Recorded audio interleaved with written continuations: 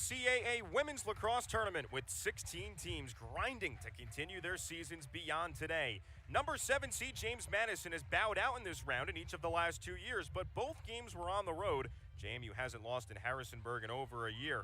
Meanwhile, Maryland, synonymous with dominance. The Terrapins look to continue their quest towards national championship number 16. The Terps and the Dukes for a spot in the NCAA quarterfinal on ESPN+. In this segment of the bracket, James Madison taking down Army on Friday, 12-8. The Maryland Terrapins over the Drexel Dragons, 11-6 2 days ago. The winner of this game likely headed to Syracuse for the quarterfinal. We welcome you to Centera Park in Harrisonburg with former All-American at James Madison, Nora McGuire-White. I'm Corey Spector. Thanks so much for being with us on ESPN+. Here's a look at the tournament bracket. Again, Syracuse and Johns Hopkins coming up at 3 o'clock. That'll determine where the quarterfinal will be in this 14 pod. Well, Nora, before Selection Sunday, we anticipated we'd see Maryland and James Madison. Not sure if it would be here or in College Park. We've got that matchup. Should be a great one today. Yeah, it's a beautiful afternoon. Great day for lacrosse, and I think we're going to have a wonderful one out here today. A lot of similarities between these two teams. National champion veteran coaching staffs, veteran defenses as well, but they do it in different ways. Maryland in the man-to-man, James Madison in the zone. We'll start with the Dukes. Their two main horses on defense, Rachel Mady and Marae Durkin. Yeah, it's great, even as an attacker, to talk about unbelievable defenders. You've got Rachel Mady, who is just gone through adversity. She's the leader vocally. Can do it in all different kinds of ways, defensively, draw ground balls, cause turnovers. And then you've got Marae Durkin, All-American, a different kind of leader, but an absolute force to be reckoned with. Durkin, one of the 11 selections in the Athletes Unlimited draft this past week. Maryland with 2 selections in that draft, Abby Bosco and Marge Donovan. Yeah. Two transfers coming to Maryland, both from the Ivy League schools. Bosco, obviously, 2 years ago, and just making an impact right away. Feisty, super tough defensively, and Donovan, a great leader on defense as well. Donovan coming over from Princeton, Bosco coming over from Penn, and we are set for this matchup. Maryland, number 11 team in the country, unseeded in this NCAA tournament, just the second time that's happened since 2006. James Madison at home in the quarterfinal. Hopefully for the Dukes, that's what they're looking for if Johns Hopkins were to beat Syracuse, and if James Madison were to win this one today against Maryland. Dukes have the opening draw, James Madison in the white, Maryland in the red, and the Dukes set up the attack. Main goal scorers for James Madison, 17 in white, Isabella Peterson, second leading goal scorer in the country with 82, only one behind Mercer's Shannon Ure. Ty Jankowski, number 4 in white, a career year with 51 goals. And as we saw, Epke with the draw, she was impactful against Army on the draw, as we saw on Friday, and gets the Dukes off to a good possession start. Dukes with a lot of veterans on attack. Epke, the lone freshman that starts. Here's Lizzie Fox, who had the ball a lot in her stick a couple of days ago against Army. Good defense so far from the Terps in the man-to-man in front of Emily Sterling, the 2-time Big Ten goalie of the year. Isolation play, Epke. Her strong right hand deals it back to Jankowski. Draws the slide. Jankowski forced to retreat. Now 30 seconds on the shot clock for the Dukes. Epke waiting. Starts to probe. Epke's got nowhere to go. Fox to the right hand. Slithers inside and gets it through. Lizzie Fox, the All-AAC second-team selection, got her 18th on the year. It's 1-0 Dukes. Yeah, Fox is just a weaver when she attacks. It's a different kind of attack that we'll see from some of the other Dukes attackers. She was aggressive on Friday and starts that off with a great job weaving into the crease and getting real close, making it really tough for Sterling to come up with that save. Does a great job pulling that low, and a beautiful way to start for Fox and the Dukes. We spoke with James Madison's head coach, Shelley Clace, before the game, and we asked her, why was the ball on the stick of Lizzie Fox a lot on Friday? And it was a simple response. She said, when Lizzie Fox has the ball on her stick, it's a good day for JMU lacrosse. Fox, a fifth-year senior for James Madison. Dukes have a few of those on their roster, including Durkin and Mady, who we highlighted in the open. And we go back to the draw control circle. Maddie Epke in there for James Madison against Shaylin Ahern for Maryland. These are two of the top teams in draw controls in the nation. Maryland entering the tournament at 62%, 5th in the nation. James Madison number 10 at 58.5%. This time the Terps win the draw, and Maryland establishes for its opening offensive possession. So the key names here on offense for the Terps: Libby May leads the team with 60 goals, 9 in red, 3rd in the Big Ten. The freshman Corey Edmondson wears 14. She did not score in the game against Drexel, but has 38 on the season, 2nd on the team.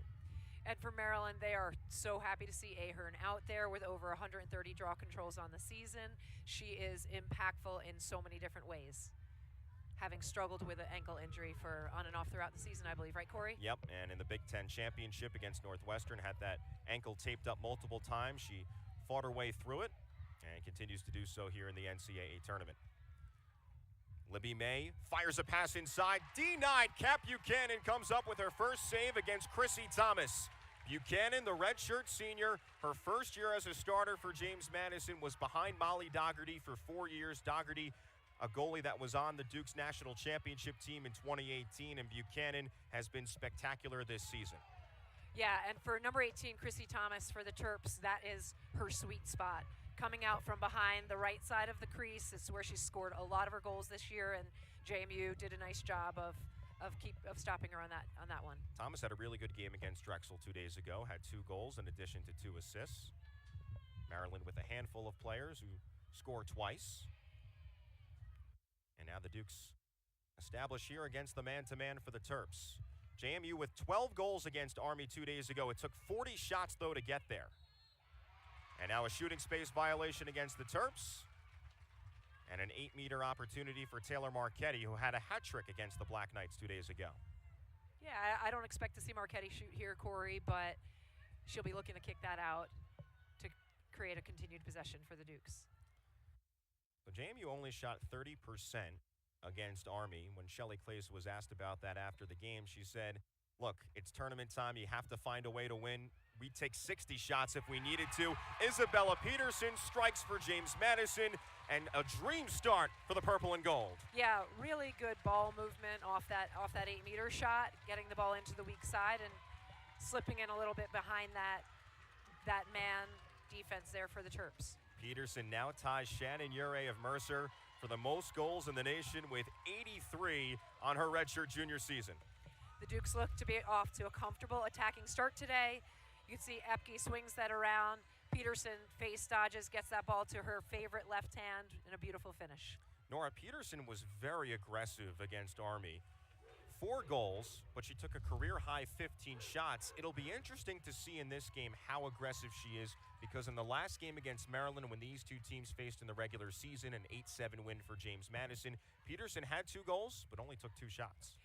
Yeah, Peterson is such an incredible type of attacker, with as impactful as she's been this season and how high her numbers are. She does not force the game. In the initial meeting this season against the Terps, she didn't have to be the star. She wasn't the one who carried the day, but she can if she needs to.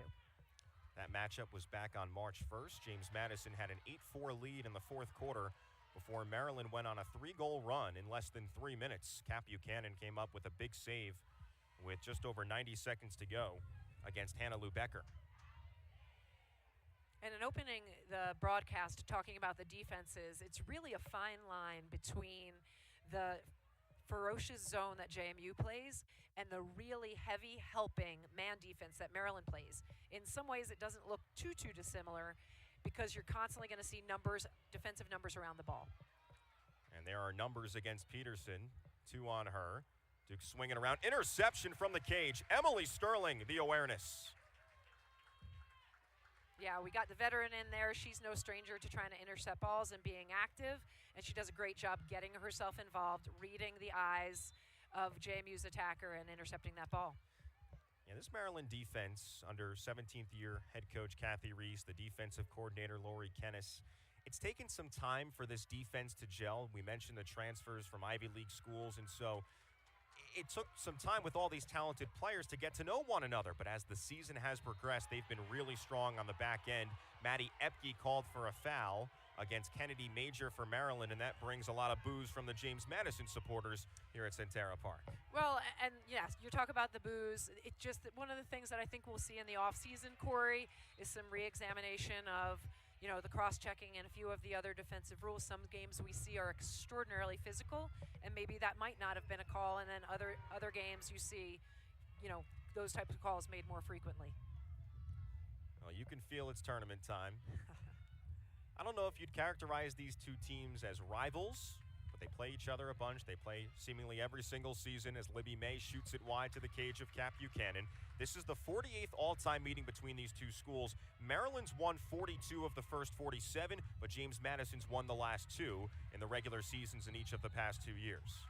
Now, we never beat Maryland during my time, and it doesn't happen very often, but the tides change a little bit. JMU has been favored recently, but it's a rivalry because, they're so close and they recruit out of a lot of the same pool, but maybe these are the times and it will be a rivalry from here on forward. Yeah, a lot of players with familiarity with one another from the DMV area. Maryland with 22 players on its roster from the state of Maryland. James Madison with 10 representatives from the state of Maryland. And one of the key interesting matchups, not that they go against one another, but Libby May and Isabella Peterson both come from the same high school. We'll get into that as our show continues today. So Maryland still scoreless. James Madison with possession against the man-to-man Terps D. Here's Maggie Clark, last season an all-CAA rookie team selection, as Ty Jankowski scoops up the loose ball for the Duke. She's been a little bit quiet over the last 3 games, going back to the American tournament and in the first round against Army. JMU losing to Florida in the championship game last weekend, up at Temple. As Jankowski is hammered to the ground, but they call a charge. Abby Bosco goes down for the Terps, and so it's Maryland's ball. Yeah, and you make a good point, Corey. Ty Jankowski, as you said, has had a record-breaking year for her in her career, but she has been having a difficult time finding her impactful rhythm over the last 3 games, I would say.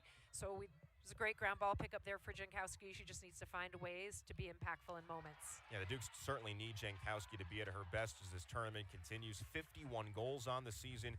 And between Jankowski and Peterson, they have 134 of the 274 goals for JMU this season, including the 2 today. Yeah, and as I said, that's great catch and finish. That's Shannon Smith on the doorstep scoring, her 18th on the season, and she scores in back-to-back NCAA tournament games. So it's 2-1 James Madison. As we near the midway point of the first quarter from Centera Park, we expect this one to be close throughout the day. Maryland going up against this vaunted JMU zone. They finally strike. Smith gets it to go for the Terps. Great feed by Clevenger.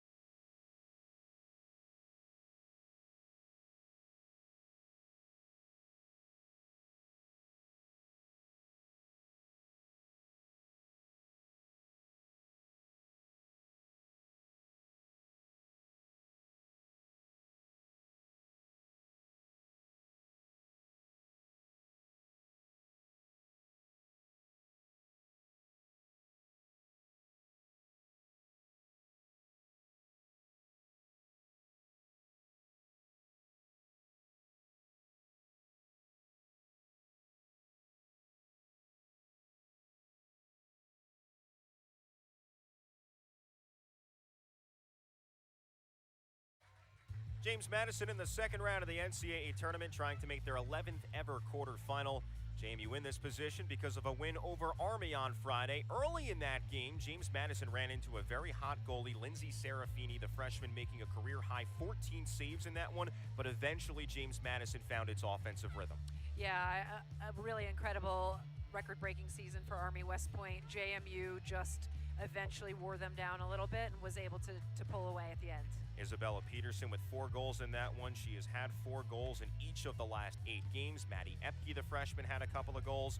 And Shelly Clace, the 17th-year head coach for James Madison, picked up her 9th victory in the tournament as the Duke's head coach. There is Shelly Clace, 216 wins overall during her time as the coach in purple and gold, was a player at James Madison back in the 90s, and she and her staff, the American Athletic Conference Coaching Staff of the Year here in 2023. Yeah, and happy Mother's Day to Coach Clace, Coach Reese. And you. Me and all the other mothers out there. Glad you're joining us for this beautiful day. Well, these lacrosse parents, they're crazy. They travel to every single game, so a great opportunity to celebrate those mothers out there. Dukes with 2 goals so far in the first half of the first quarter.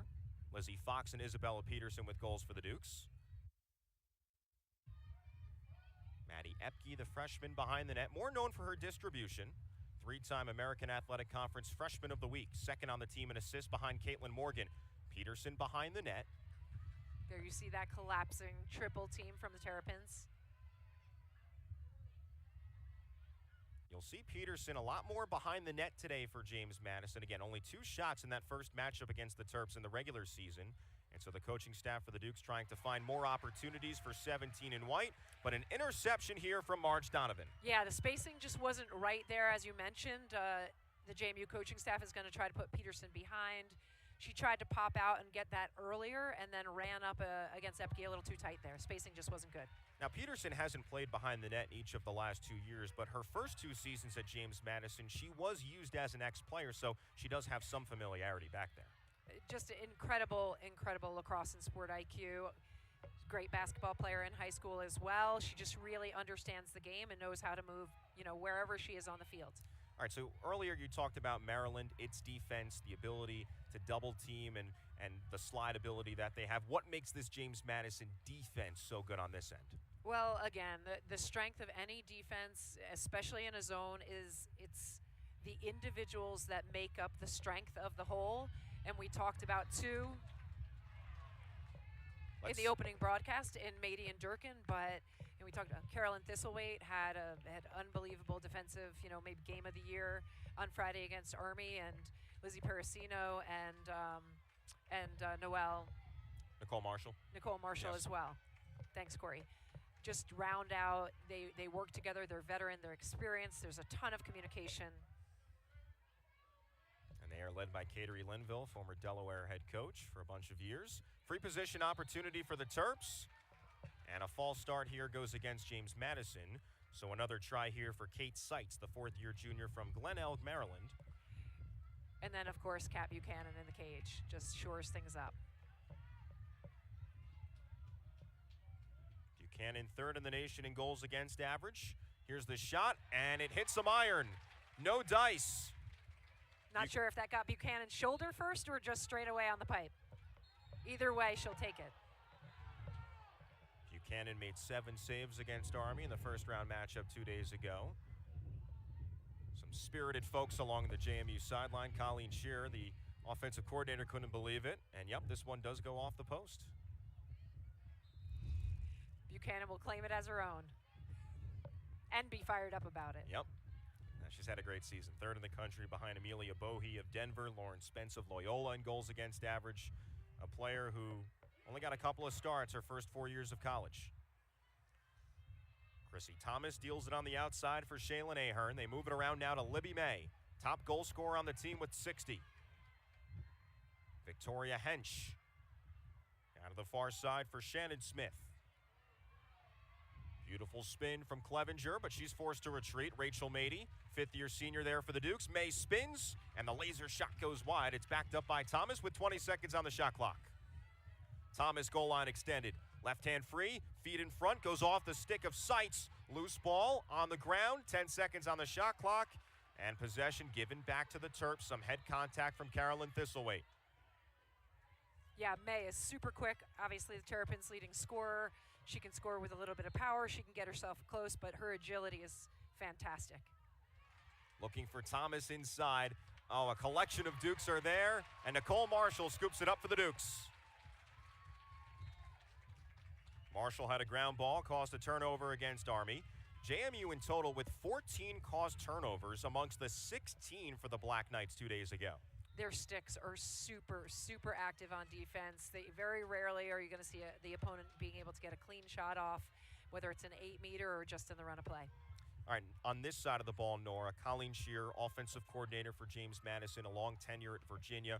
Her first season as a full-time assistant with the Dukes. She was with James Madison as a volunteer in the 2018 National Championship year. What characterizes this Dukes attack? Yeah, when she first arrived back in Harrisonburg, she started with a real base foundational attack and just has built game by game. The players are confident. They have the green light to attack. You see a lot more players scoring and a lot more different sets. We'll see a two-man game. We'll see stacks and isolations. She's just the offense is more dynamic than it's been in recent years. And some familiarity on both coaching staffs. Shear with the 20 years of Virginia. Lori Kennis was a two-time All-American defender at Virginia. And those two were very close friends. 15 seconds on the shot clock for the Dukes. Jankowski to the outside for Peterson, matched up against Abby Bosco, last season's Big Ten Defender of the Year. Feed in front, Lily Boswell couldn't snare it, but a foul on the Terps. You see there they isolated Bella on the right side of the 8-meter. She looked for that pop out to Maggie Clark, and we'll take a look at that here. Looked for the dodge as soon as help comes. She really wants to find Maggie Clark there, number 13, who really needs to pop out a little higher to be sure she can get that and go one-on-one, but the Dukes have the 8-meter opportunity nonetheless. Lily Boswell with 4 seconds on the shot clock. She scored twice against Maryland in the Dukes' 8-7 win back on March 1st. Boswell against Emily Sterling, the senior captain for the Terps. Boswell moves in, goes low, and Emily Sterling collects the save. Her first of the day, loose ball, and a foul on James Madison gives the ball back to Maryland.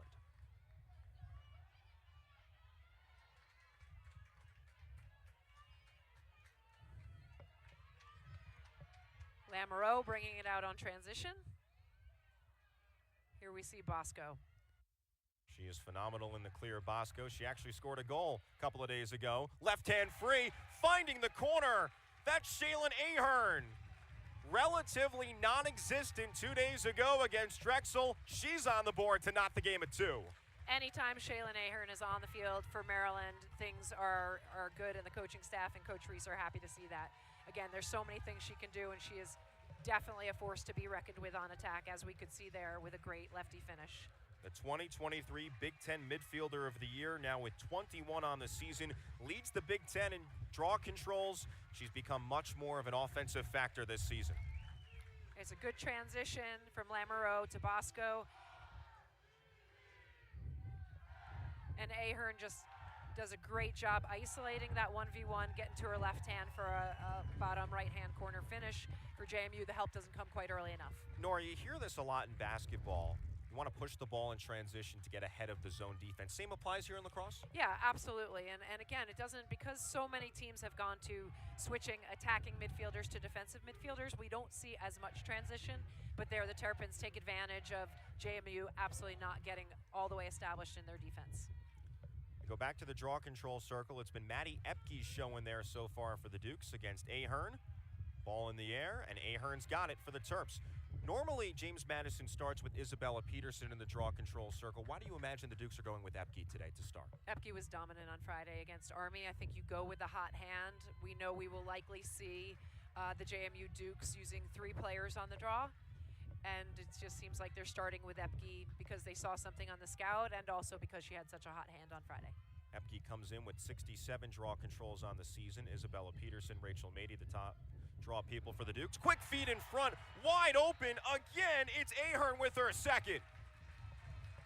Great job posting up there in the middle. There was definitely some miscommunication going on there with the JMU Dukes defense that they're looking to get sorted out here real quick.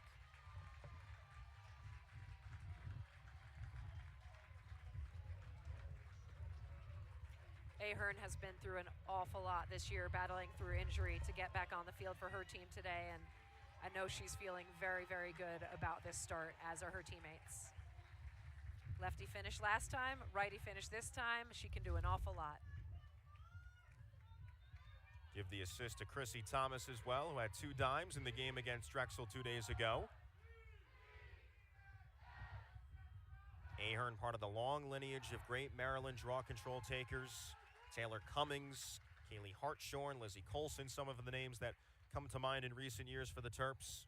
Ahern, the number 4 recruit back in the class of 2019 out of the Glenelg County School, where Kathy Reese's husband Brian used to be the co-head coach. There's that connection. Now the Dukes change it up with Isabella Peterson in the draw control circle, trying to use that 6-foot frame, but again, the Terps grind it out. You know, and Bosco with, 91 draw controls, coming mostly off of 1 balls off the circle, gets one there for the Terrapins are back on attack. This is the first time that Maryland has led in either of the 2 meetings this season. JMU had an 8-4 lead in the 4th quarter. Terps scored 3 quick ones to make it a 1-goal game, but never led in that one. And now UMD on a 3-0 run after the 2-0 start for the Dukes. Terrapins are really spread out on attack, trying to isolate space between and the seams between the zone. Or draw 3 seconds calls. Rachel Mady having a discussion with one of the field officials, Christopher Niblock. He's joined by Lisa Volland as the other field official, Judith Strong, the head official, Barbara Almond at the table. So the Terps with a free position chance here. As a team, they are 45.5% on the season. Cap Buchanan gobbles that one up. Yeah, and both of JMU's defenders helped out there, were applying pressure on both shoulders, not giving the Terrapins attacker much room to shoot there. Cap Buchanan comes up with an important save. 3rd save of the day for the redshirt senior from Milton, Mass. 15 minutes south of Boston. Shot clock turned off here. 35 seconds to go in the opening quarter. 2 goals from Shaylin Ahern, 1 from Shannon Smith. For the Dukes, Lizzie Fox, Isabella Peterson on the board. Bree Manella, 21 in white in the game, the freshman from Denville, New Jersey in Morris County. And here's Peterson, isolated against Bosco. Feet in front, Morgan, low bounce shot, good. It gets by Sterling, tie game at 3. Corey, we've seen that combination with Peterson and Morgan a couple times, and when it happens well. Super well executed 2-man game. Peterson was isolated on the right side of the fan. Morgan does a great job coming out from behind the right side of the crease. Caitlin Morgan led the American Athletic Conference with 35 assists this season. Now has her career-high 20th goal on the year. Yeah, fantastic pop and finish by Morgan. She understands that the isolation's occurring. Most eyes are on the top of the 8-meter. She pops right out from behind, and beautiful, beautiful low finish. Well, just as we expected. 2 teams knotted up, 3 apiece, as we are about to conclude quarter number 1 from Centera Park. So many fun storylines on the day. We might have some bias here just because we're in the building, but this might be the best second-round matchup across the bracket today. Yeah, it is, how the brackets go, and in other years, you might not see this happening in the second round, but hey, we're happy to be here, and this is awfully fun to watch already. Maryland trying to get a late goal here in the first. The loose ball is scooped up by Lizzie Piracino for James Madison, and that ends our first 15 minutes from Centera Park. Back and forth. James Madison scores the opening 2. Maryland scores 3 consecutive, and then JMU ties it up with the late goal from Caitlin Morgan. Shelly Clace against Kathy Reese, 2 veterans in the sport. Isabella Peterson's on the board. Fun start here from Centera Park. We are knotted at 3 on ESPN+.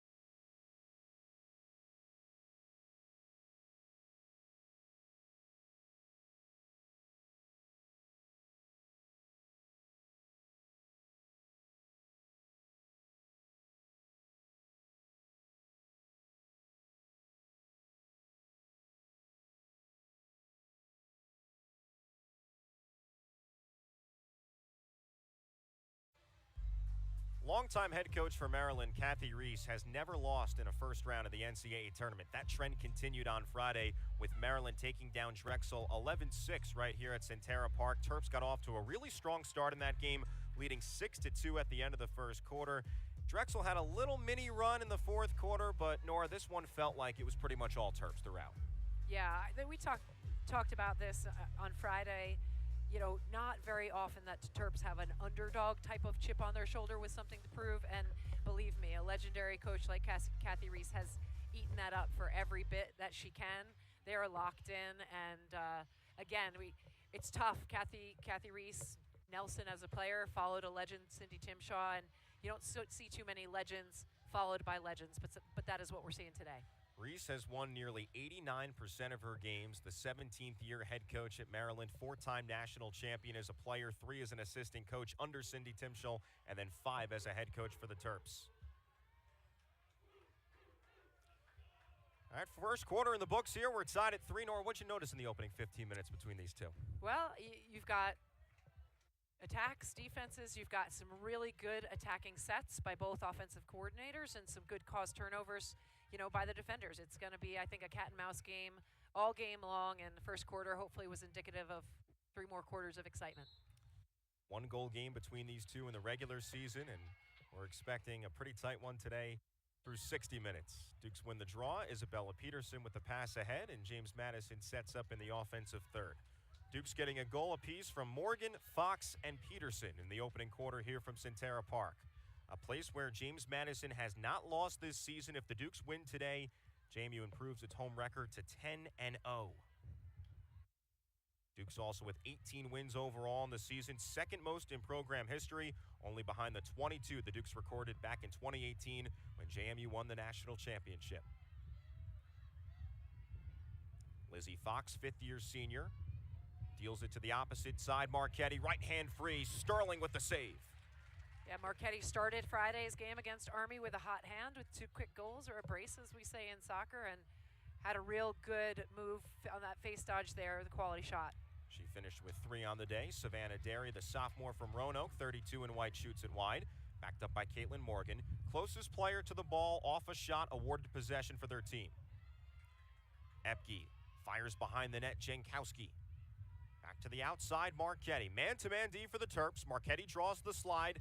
Now to Fox, 30 seconds on the shot clock for the Dukes. Fox probes, goal line extended. Back to Jankowski, normally see Morgan behind the net. Jankowski taking that spot. Marge Donovan defends, one of the 11 selections in the Athletes Unlimited draft. Low shot, easily gathered in by Sterling. Yeah, well doubled and covered. The Terrapins there did a nice job to double defensively, but hold their position, making it really crowded for Jankowski to get off a quality shot. Nora, we saw this Maryland team on Friday. You saw them in the regular season. If you're the offensive coordinator for the Dukes, Colleen Shear, how would you attack this Maryland D? Yeah, I think one of the things that Shear wants to see out of the JMU attackers that you have seen starting out, they look a little looser than they did in the matchup against Army Friday, getting off more shots. You want to see them dodge and then not be afraid to re-attack and attack the seams. They're doing that a bit better today, and Shearer continues to want to see that. But what I would also say is you're also seeing better attacking sets already today with different overloads and so forth, trying to isolate their players. Corey Edmondson gets one past Cap Buchanan. Rachel Mady, meanwhile, goes down for James Madison. Edmondson did not score against Drexel on Friday, and now she gives Maryland a 4-3 lead. Rachel Mady back on her feet for the Dukes. That is a good sign for the Terps to see the #1 recruit in the class of 2022 score here in the NCAA tournament. Yeah, as we get a chance to hopefully look at this on replay, Edmondson, as a coach, you don't love your players thinking that they can thread the needle near post, but Edmondson saw a little bit something there and squeaked that in with a little bit of help off the inside near post. Edmondson only with 4 goals in the last 5 games after she had 3 consecutive hat tricks. She also didn't do much to begin the season, and Kathy Reese said, just like everybody else on her team, it took some time for Edmondson to gather herself in the collegiate setting, but once she found her footing, we knew we've got a really good player on our hands here with Edmondson. Yeah, and this is just a more confident, mature Maryland team than we saw here at Centera Park in March. And, again, they've won a flurry of games after they left here last time, and their confidence has grown. And their players who were well recruited out of high school are just starting to mature and blossom. Yeah, Maryland suffered back-to-back losses against James Madison and Denver, each by final scores of 8-7. Then the Terps won 9 consecutive games. They started Big Ten play 4-0 before back-to-back losses to end the regular season on the road against Penn State, on the road against Northwestern. Then Maryland in the Big Ten quarterfinal beat Ohio State. They beat Rutgers in the semis before falling to Northwestern in the championship game 14-9. 6 losses on the season for the Terps. The next loss that Maryland suffers, which will be at some point, unless the Terps win the national championship, it'll tie the most losses under Kathy Reese. Terps had 7 losses back in 2021. A team that is normally in College Park at this time of year, hosting typically a number 1 seed on the road, and as you called them, underdogs a little bit this year. Yeah, it's not said very often in Maryland's women's lacrosse history, but I do think that Reese has used that to their advantage to get them locked in and fired up. And we asked Reese, do you feel more pressure this season? Has it been tougher? She said, not really. This is kind of our job. We're always psychos. James Madison gets a goal right back and ties the game at 4. Yeah, there's a little bit of bobbling there, getting it in on transition, but once the Dukes settled in there, that was as we look at this on the replay, Peterson getting in again with her strong left hand, and that was just a great feed and finish by the Dukes. So Peterson matches her total of 2 from the regular season meeting with the Terps. Patient job. Jankowski works out of the double team, gets that to Epke, who finds Peterson for that lefty finish on the fadeaway.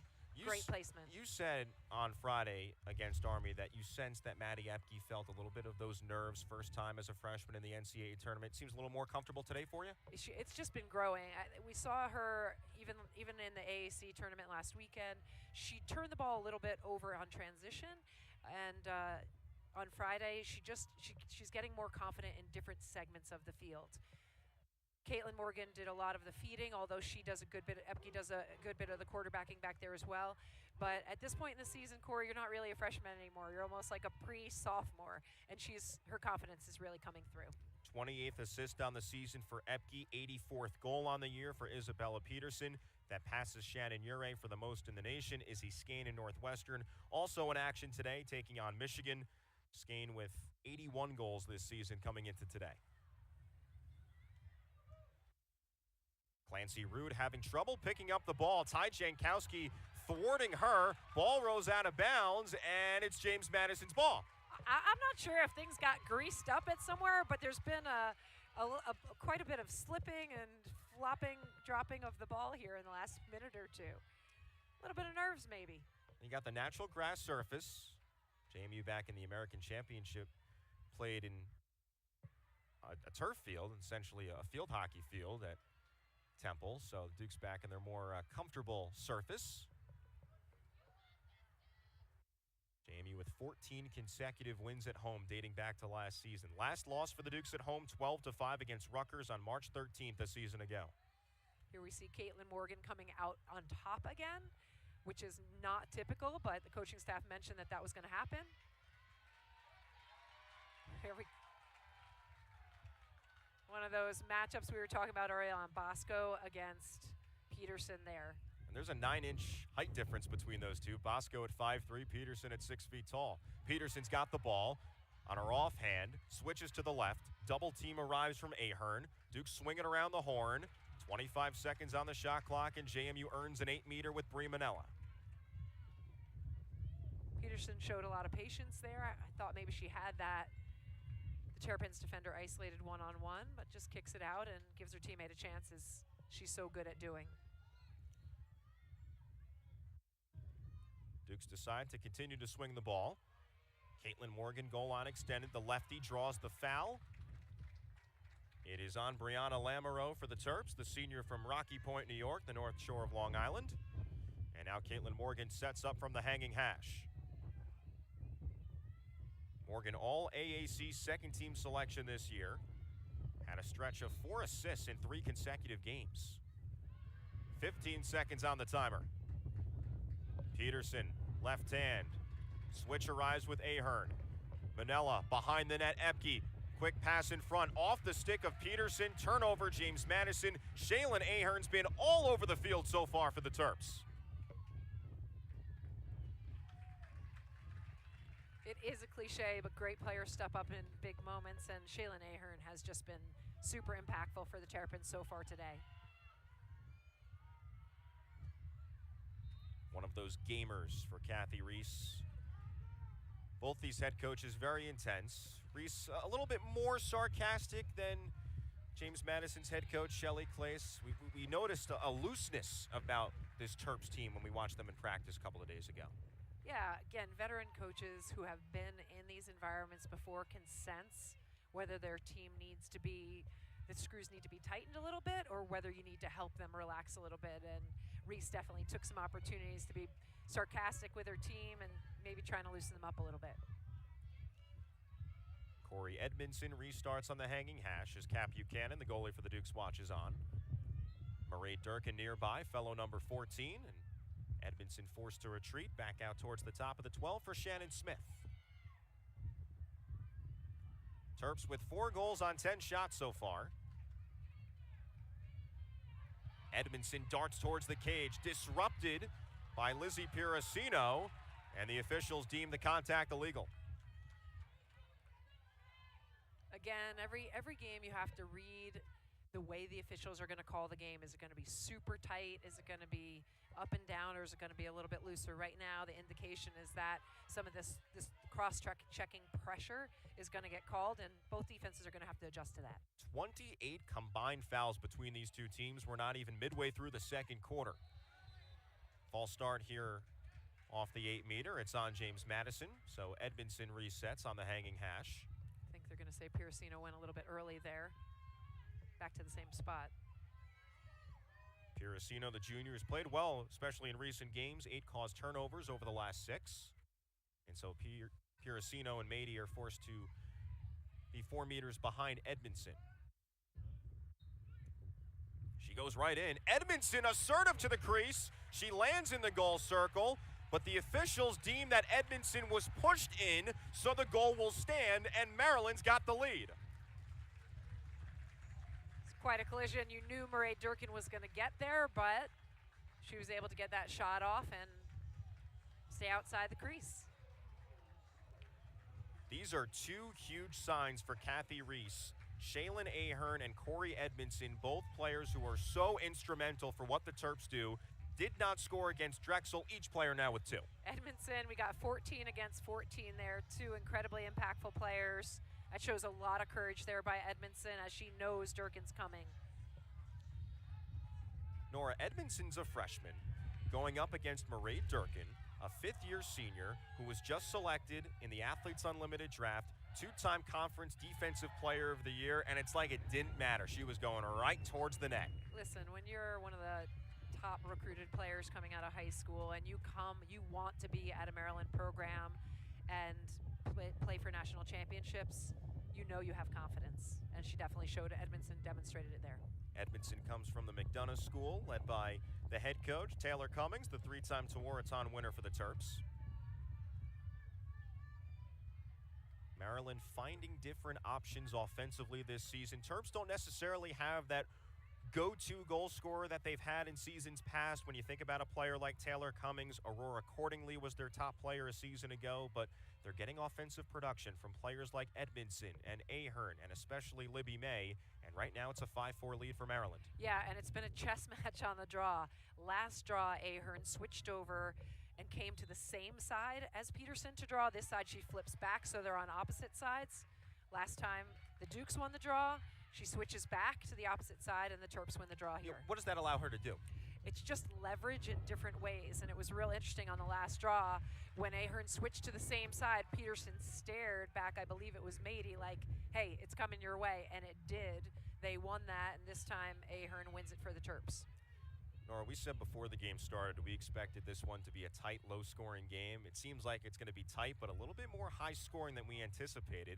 Remember, it was 8-7 in the regular season matchup back on March the 1st, but a little bit colder that day. Beautiful day at Centera Park here at 71 degrees. It's beautiful. Listen, the women out here have trained so hard their whole lives to be in this situation, and they don't really look tight. They look loose and light, and like they're up for the challenge in all ways on both ends, offense and defense. You don't often see Libby May miss from that spot right in front of Cap Buchanan. But thankfully for the Terps, they back it up with Eloise Clevenger against Carolyn Thistlethwaite. A whistle is blown, and the officials weren't ready for the restart, so we'll do it again here with Clevenger. All Big Ten first-team selection, leads the Big Ten with 45 assists this season. An All-American honorable mention according to USA Lacrosse magazine. Had a goal and an assist against Drexel in the first round of the NCAA tournament 2 days ago. Clevenger's a very interesting player because teams throughout the season have face-guarded her. They try to take away the top distributor for the Terps.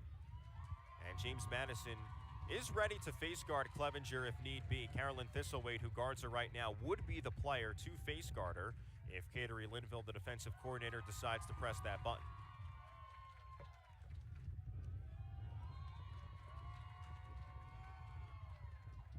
Clevenger knocked down behind the net, no whistle, and Marae Durkin scurries ahead, gets by multiple defenders.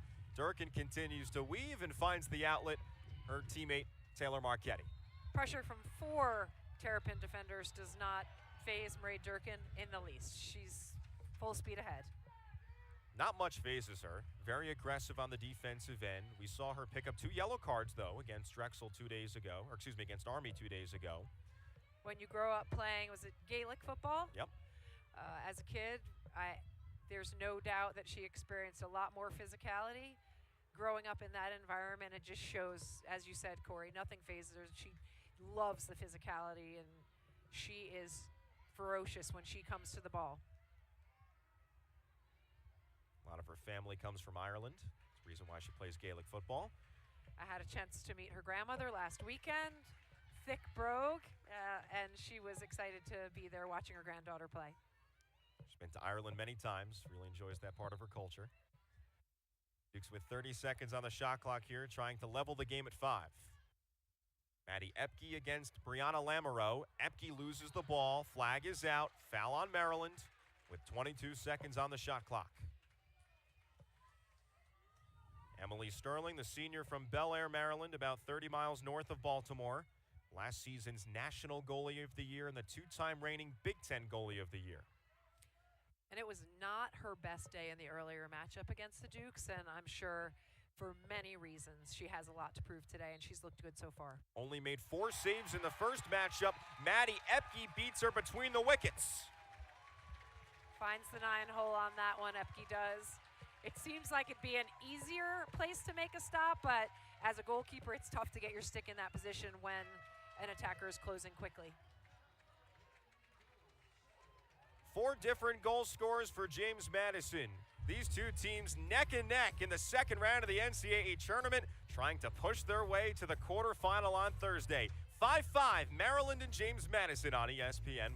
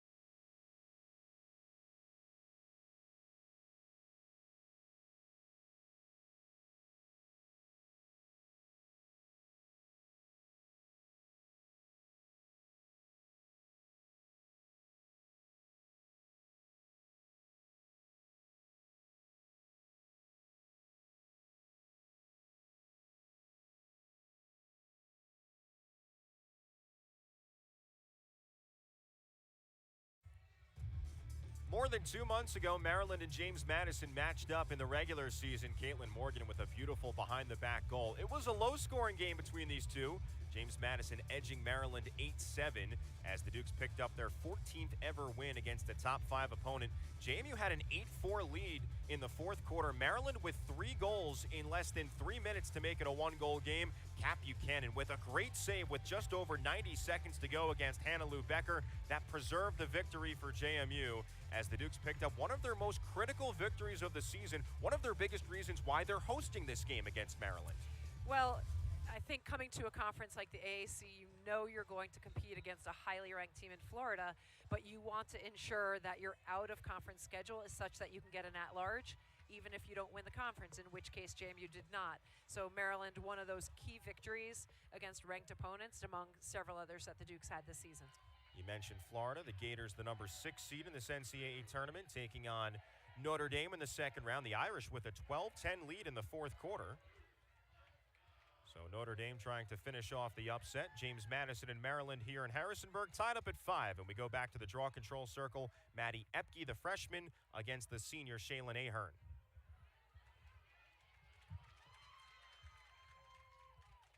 And we are even at 6 in the draw control circle so far between these two after the Dukes won that last one. Yeah, Lily Boswell does a nice job getting to that ground ball and getting into the attacking zone for the Dukes.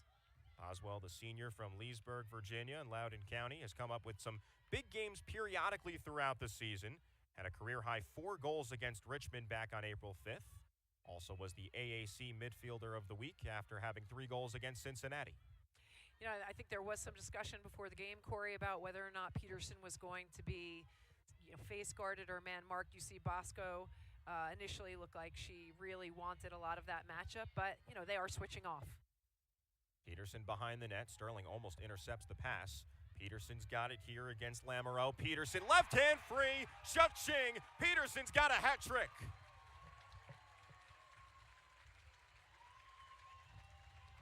We talked about offensive coordinator Colleen Shearer and what she was going to do, or what they saw on film with the idea of moving Bella Peterson, JMU's number 17, around to different spots of the field. Here you see her positioning herself in a way to get it closer to behind the crease, and sets up a great matchup against Lamoureux.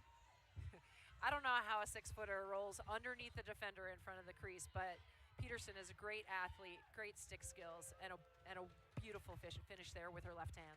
The Dukes' all-time leading goal scorer now with 217 on her career. Earlier this season, she passed Gail Decker, who played in the early 2000s for James Madison. Shelley Clace was asked about Isabella Peterson after the game against Army and if she had any similarities to Gail Decker. And Coach Clace said, look, it's all about determination. Isabella's got it. It doesn't matter if she has to take 15 shots. She's going to goal. You just can't stop players like Bella, players like Gail Decker. They have an inner drive that separates them from everybody else. Yeah, and a work ethic. What you see out here on the field is not when this all originated. Peterson has been working hard. She's got athletic parents. Her mom played at Towson, soccer, I believe, and they spend a lot of time in the off season. She's got a sports performance coach. That footwork and agility doesn't just come overnight, but again, was a super strong basketball player, Peterson was, in high school, but just really good footwork, balance, agility. That comes from hard work, and all you young girls out there watching today, that's where it comes from. What you see on the field is a product of how hard these players have worked out of season and in their younger days. Yeah, and a lot of players for James Madison talked about the training and just making sure that they were ready to go for a long season. Last year, they felt like they crumbled against Loyola in the second round as Maryland gets one back and knots the game at 6 with under 5 to play in the opening half. That was a great job by Maryland to stop. A little bit of momentum was building there for the Dukes, and it looked like it took Kat Buchanan a little bit by surprise there. She's not happy with herself right now.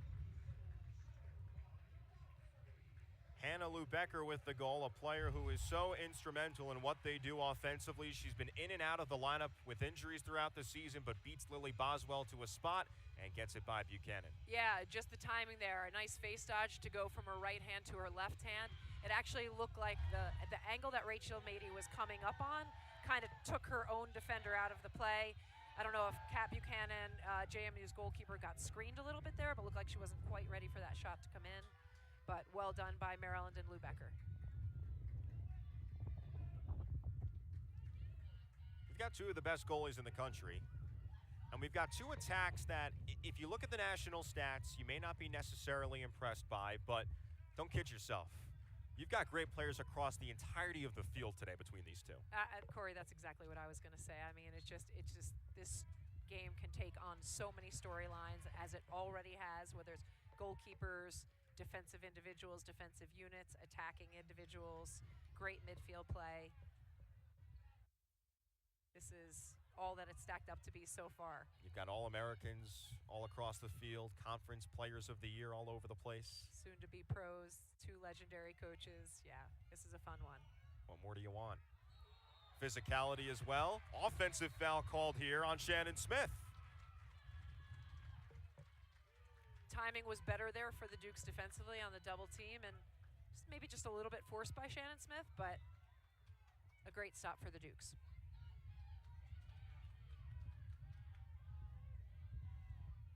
James Madison, number 7 seed in this tournament, 18-2 on the year, a perfect 6-0 regular season campaign in the American Athletic Conference before JMU fell by 1 goal to Florida in the championship game.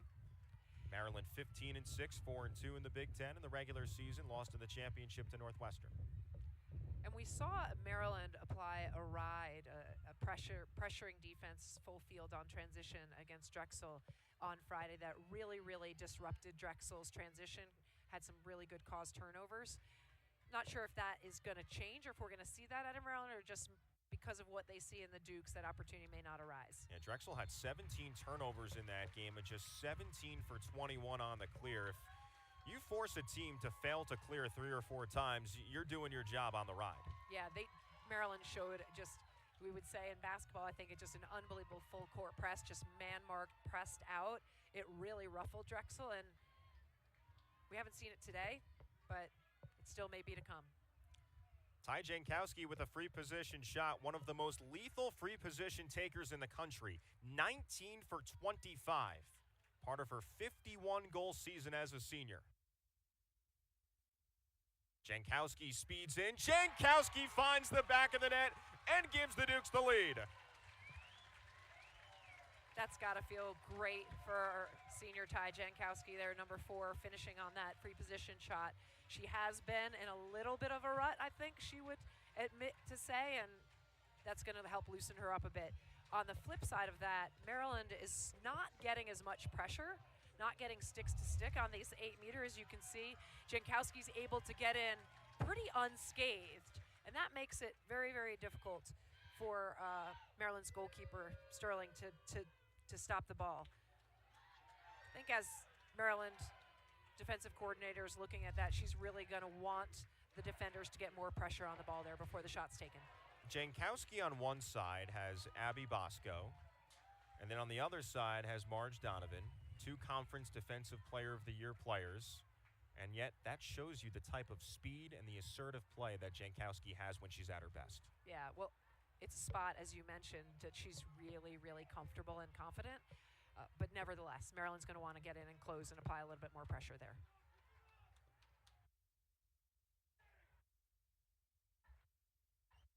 Maryland is pulled in front in the draw control battle, 8-6. And the Terps win this one as Peterson commits the trip against Marge Donovan.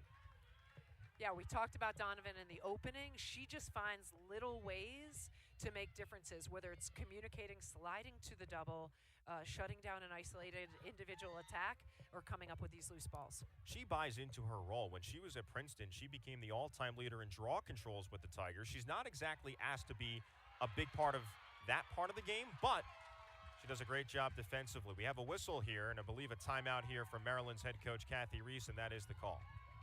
So with just over 3 minutes to go in the opening half, Maryland tries to get the equalizer. And we will keep it right here at Centera Park with Nora McGuire-White. I'm Corey Spector. Thanks so much for being with us on ESPN+. 2 of the powerhouse programs across the nation.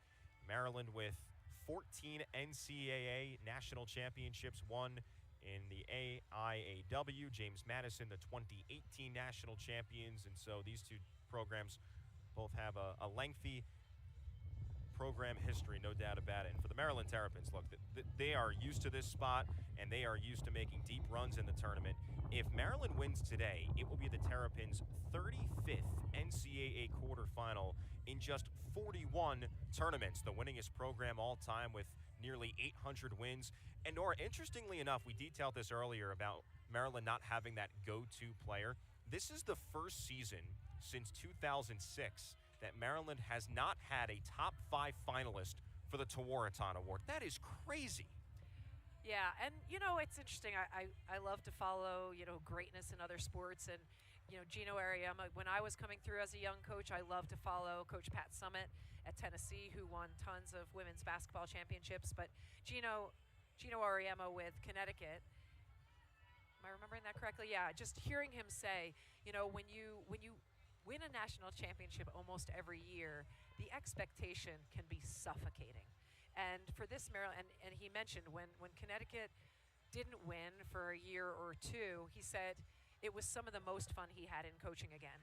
And as you mentioned, Coach Reese just said, how much he's enjoyed this team's growth and development. It keeps you fresh. It's a different way that you and your staff have to coach, and this team has really grown and matured, and we've seen that.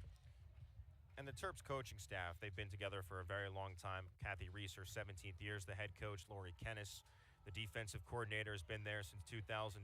Caitlin Phipps, a former Tewaaraton winner herself back in 2010. She's been an assistant since 2012. Director of Ops, Nadine Hadnaggy, was a Big Ten Defensive Player of the Year back in 2017. So Kathy Reese knows exactly what she's getting with everybody on her staff. Yeah, you have that familiarity, and everybody's got their role. They're locked, and they know. You could see their coach talking to a couple of the Maryland players on the sidelines, and again, we talk about the same thing with the JMU Dukes. You got almost three head coach-like mentalities on that staff as well. It's just a lot of veteran expertise. We're going to see adjustments made and keeping things fresh.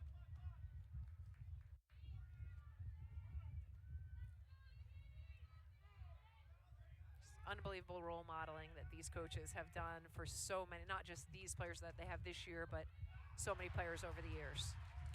Hannah Lou Becker with a snipe from the perimeter, blazes past Buchanan. Corey, I had the chance to watch Lou Becker, some of her highlights against Northwestern in a losing effort. She loves to rip that with her right hand outside, fading away, and you see that there. Maybe a little bit unexpected, maybe a little bit of a screen there for Buchanan. Lou Becker rips that one home. Just a little bit too much of a cushion there up top from the JMU defense. The slide is a little late to come. She just drops that right shoulder and powers it past Buchanan. Second goal on the day for Lou Becker, 38 on the season. Former number 9 recruit in the class of 2019.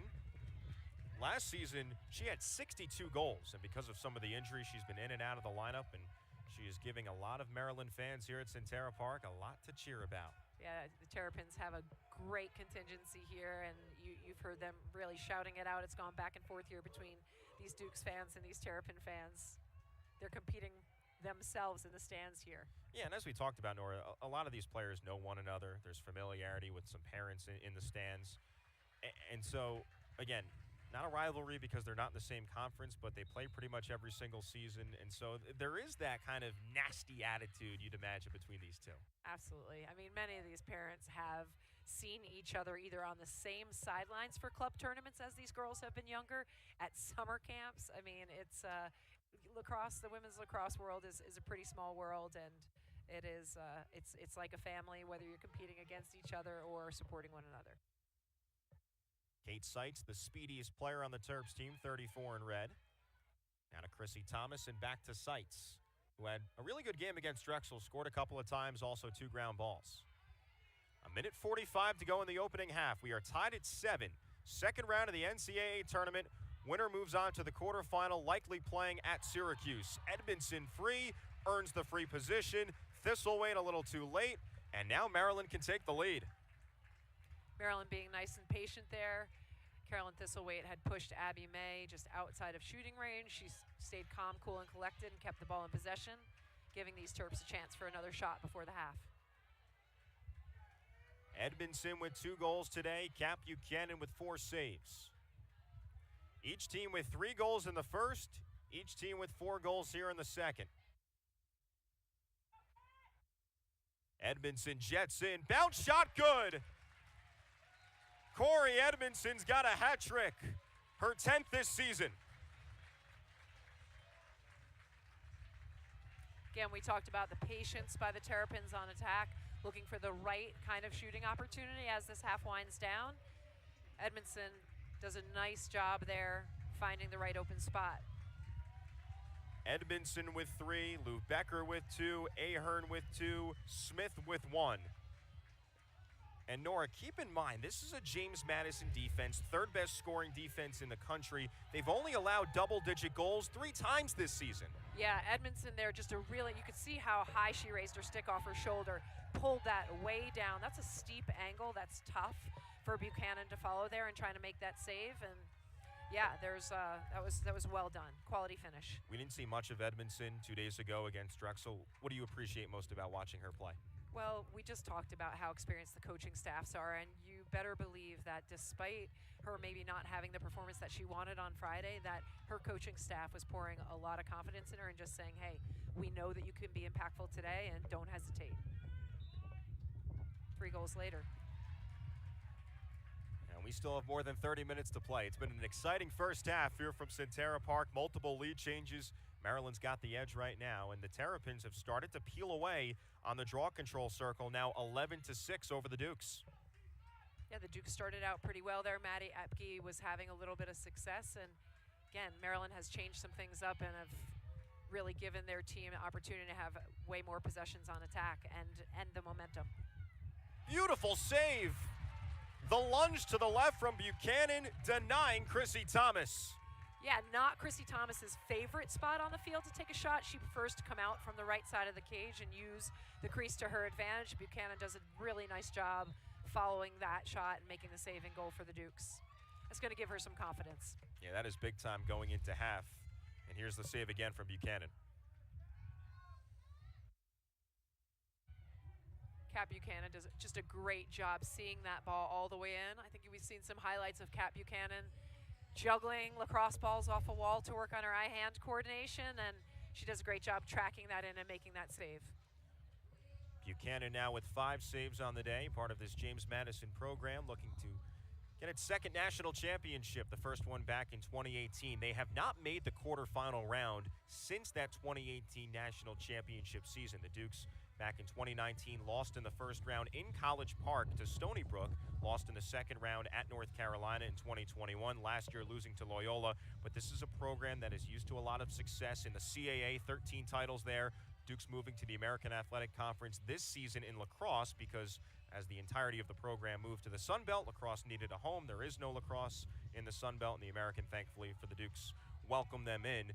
8 straight NCAA tournaments. What Shelly Clace, the coach of the Dukes, has built with this program, it is pretty remarkable considering this is a mid-major program. Yeah, there's no doubt about that. I've said it, a couple times already. Shelly Clace is a legend. To be at a program, her alma mater, where she is, as many Duke alumni will say, bleeds purple and gold for this program. She has role modeled such incredible compassion, competition for this JMU program, and yeah, she's not resting on any laurels about winning conference championships nor making the tournament back. She wants to get back and fight for a national championship again. We mentioned that Kathy Reese for Maryland, loose, and it's not to say that Shelly Clace doesn't have a great personality, but she is fiery. She is passionate every single day at practice. She wants to accomplish something, and she always motivates her team. And I think passionate is such a key word because sometimes she cracks the whip and snaps the team back to attention.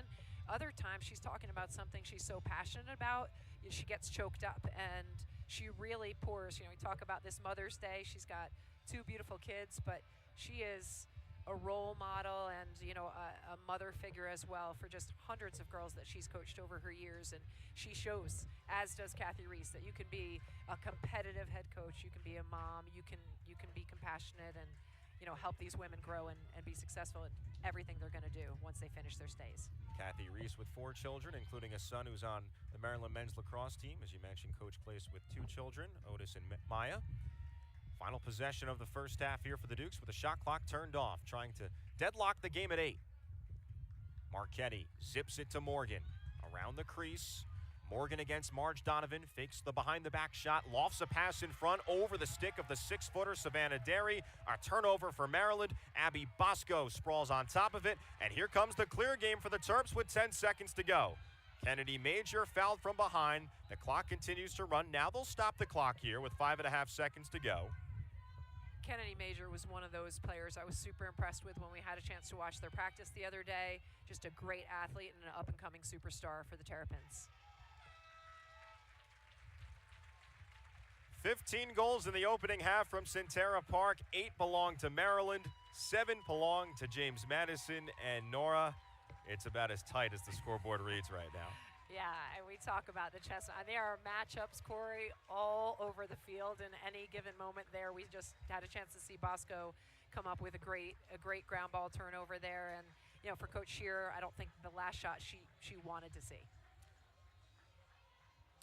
30 minutes down. We've got 30 minutes to go, maybe more between these two teams. Maryland up 8-7 over James Madison. Make sure you stick with us at halftime as we go through the entire tournament bracket, and we'll get you set for half number 2. Fans on both sides, jacked up, entertaining matchup. Maryland and James Madison, second round of the tournament on ESPN+.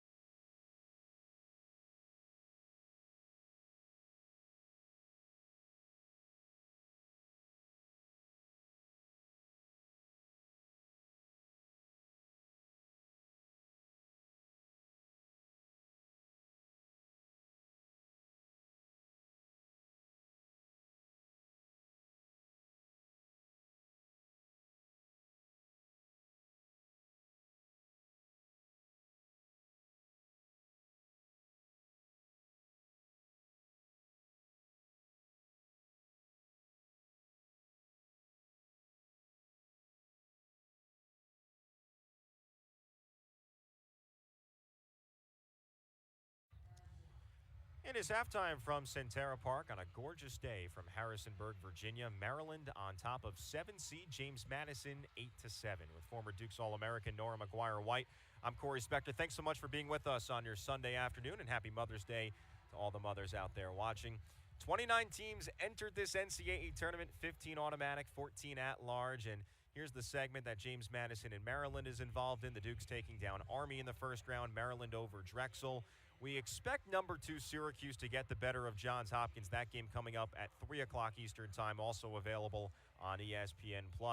Hopkins and Syracuse, this was so strange to me, Nora. When I looked this up this morning, you think about the men's lacrosse rivalry that those two schools have built. They've never played in women's lacrosse. Yeah, and I think you've just given Blue Jays coach Janine Tucker some unbelievable billboard material on that. I'm sure they were loving coming into that game as an underdog, and yeah, it should be a heck of a matchup after decades and decades of rivalries with the men's lacrosse program. We'll go to the number 1 seed portion of the bracket, the Northwestern Wildcats. They take on Michigan. Northwestern beating Michigan twice this season in both the regular season and the Big Ten semifinals. Stony Brook, close game over Penn State, 12-8 a couple of days ago, going up against the Loyola Greyhounds team under former Tewaaraton winner at Maryland, Jen Adams. Yeah, that Stony Brook Loyola matchup should be a very, very good one, too. really feisty teams. Stony Brook defense, zonal defense that is just tough to contend with.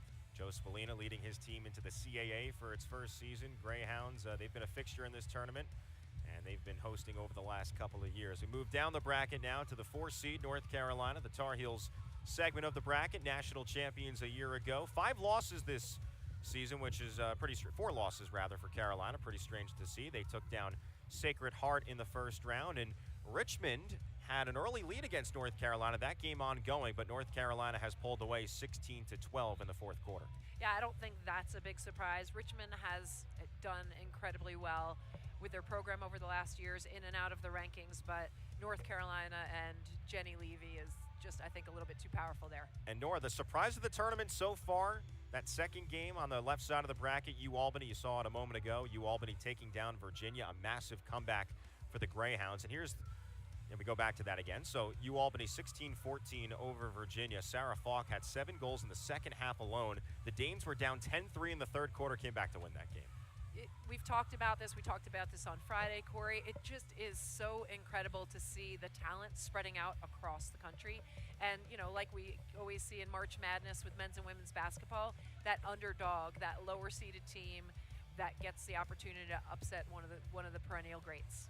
Final portion of the bracket here, it includes another team in the American Athletic Conference, just like James Madison, Florida, taking down Jacksonville 2 days ago. Those two teams have played in the tournament each of the last 3 seasons. Florida, though, right now trails Notre Dame 15-12 in the 4th quarter. That would be a big surprise. It would be because of how dominant Florida was last weekend in the AAC finals. They just looked so good, Corey. I thought that they would really have a chance to push through to the quarterfinals. Very entertaining bracket. We'll find out who gets the Memorial Day weekend in Cary, North Carolina. James Madison down by 1 against Maryland. The Terps trying to take down the Dukes on their home field. We'll be back with more in just a moment.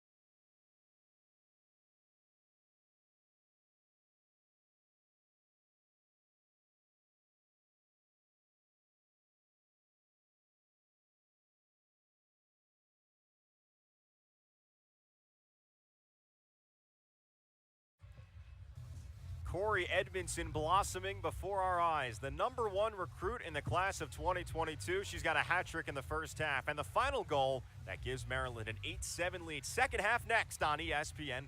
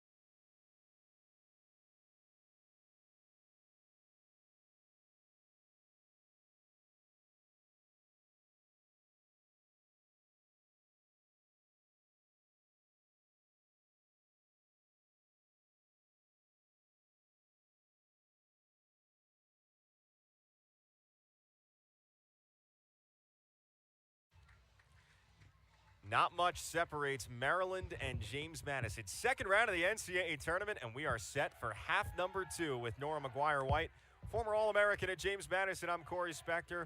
We are stoked that you're joining us and spending a part of your Mother's Day. Maryland and JMU, two teams that met in the regular season. It was an 8-7 final through 60 minutes. James Madison winning that one. Maryland's got the edge right now over the Dukes, and a big reason why the Terps are in front, their percentage in the draw control circle, 11 for the Terps, only 6 for the Dukes in the first half.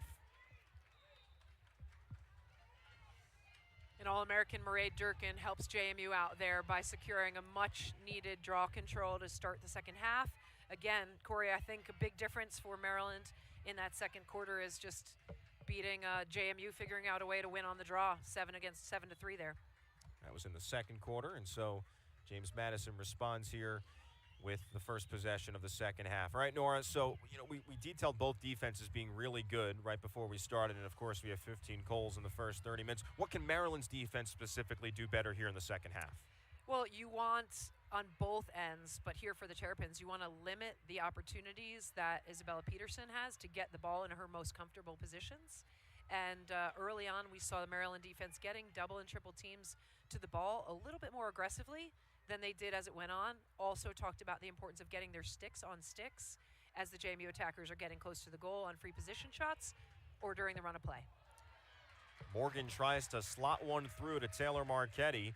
Dukes do turn it over on this possession, 6th of the day, equalizing the Terps. And the Terrapins doing a good job making stick-to-stick contact, causing that turnover. Conversely, Nora, James Madison has only given up double-digit goals 3 times this season. Terps on pace to be the 4th team to do that. What can JMU's zone defense do better here in the second? Yeah, well, you got to love when whatever your defensive plan is or what you might have seen on film doesn't exactly play out, with the freshmen having a hat trick for the Terrapins. So they just want to go back. JMU wants to do what they've done all year. They want to be physical. They want to be quick to jump, get sticks to sticks, and just make things more uncomfortable.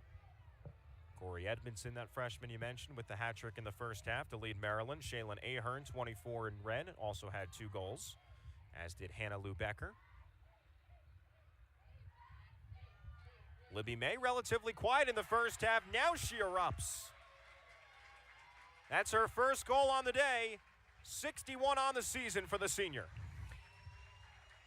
Yeah, Libby May, she loves that little kind of half jump shot. I've seen her score several times on that on highlights as we go to look at this replay again. But, Kat Buchanan is really going to have to lock in. We talked about, and you had mentioned, she had such a great game in the first matchup against Maryland. She's going to have to make some more saves, and JMU is going to have to make it a little bit more difficult. Again, May rolls back, that kind of half jump shot. She loves that. Buchanan just had a hard time following that in. Pins that in the upper left-hand corner. When we asked Kathy Reese about Libby May, she said if her stick is open, she's going to catch it, she's going to make something happen. Saw it exactly there. Yeah, just a really, really good athlete. She's super, super quick. She rolls off there and just gives herself enough room to get off, a shot that she's really comfortable with. We talked about what do the defenses have to do. They've got to make what is most comfortable for each team's attacks a little more uncomfortable. Maddie Epke yanks down the draw for James Madison. Largest lead of the day so far for Maryland at just 2. Key matchup here, Isabella Peterson against Abby Bosco. Now it's Brie Manella against this Terps man-to-man. Fox sneaking right. Fox bounce shot, gets it through. 1-goal game again. Just getting ready to say, Coach Scheer is going to want, even last week in the finals against Florida, JMU got some possessions on attack late in the game. They just didn't convert. There they looked a little calm. They found the right moment, moved the ball across the fan, and created a good opportunity there, as we'll see here on the replay. Well, first let's see what this celebration is. Little duck, duck, goose. We got a little duck, duck, goose going on here, Corey, on the sideline. Good clear out there on the weak side. And a really, really, really nice finish there. Lizzie Fox just kind of weaves her way in, but good patience. The Dukes created an overload on the left side, opening that lane for her to get to goal. 6th multi-goal game this season for Lizzie Fox, a player who has dealt with a barrage of injuries throughout her career, dealt with a concussion right before this season started. And Shelly Clace can't say more positive things about Lizzie Fox, just her tenacity, her ability to get back on the field. Had a little heat exhaustion as well in the American Athletic Conference tournament, but she is the Coach Clace type of player. Tough. She does a little bit of everything for this team. Ground balls, cause turnovers, plays both ways, and gives the Dukes a spark when they need it on both sides of the ball. Yeah, and here we are with this back and forth game after winning 2 draw controls. The Terrapins do a great job there of winning that ball, controlling, securing it into the attacking end. Shannon Smith carrying that ball into the zone for Maryland.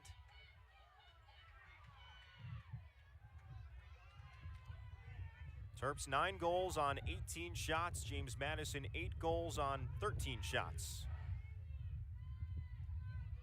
Duke's offense a little inefficient in that game against Army. 12 goals on 40 shots. They're clicking at a much better rate today. So are the Terps. Chrissy Thomas isolated on Marae Durkin. Thomas coming off the 2-goal, 2-assist performance against the Dragons 2 days ago. Lou Becker against Clark. Low shot, zings the corner. What a beauty.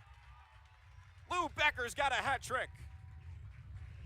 Chrissy Thomas starting that attack by getting into her more comfortable zone spot there on the right side, but Marae Durkin forcing her a little bit outside, putting her in a position to have to feed that ball back into the middle for a quality finish there for the Terrapins.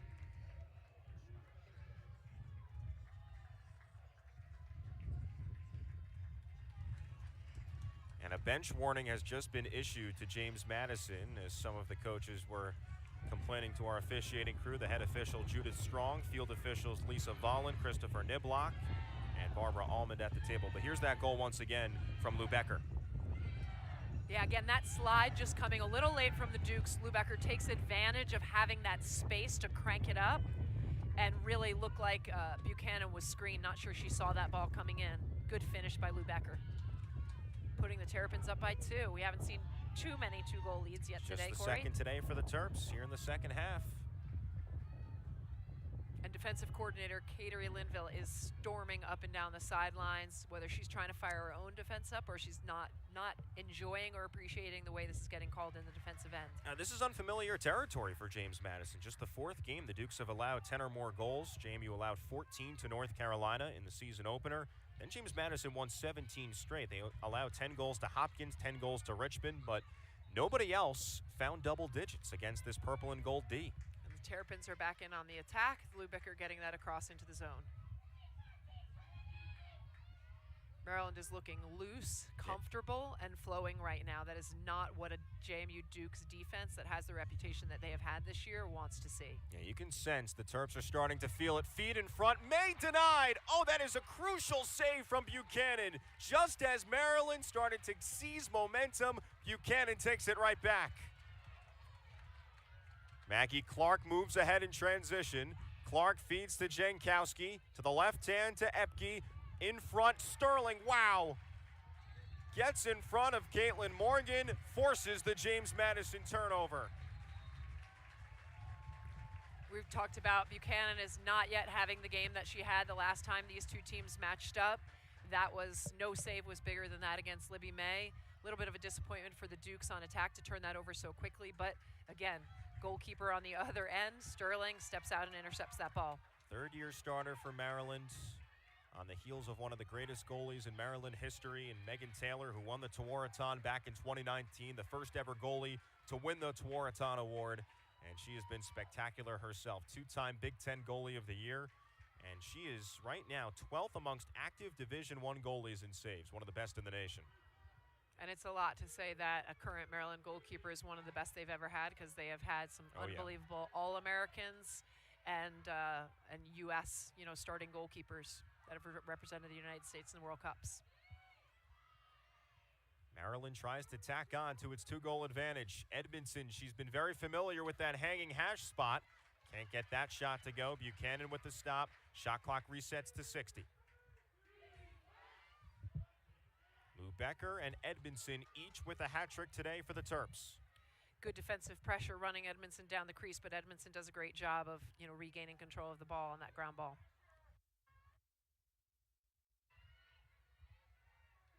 Thomas goal line extended.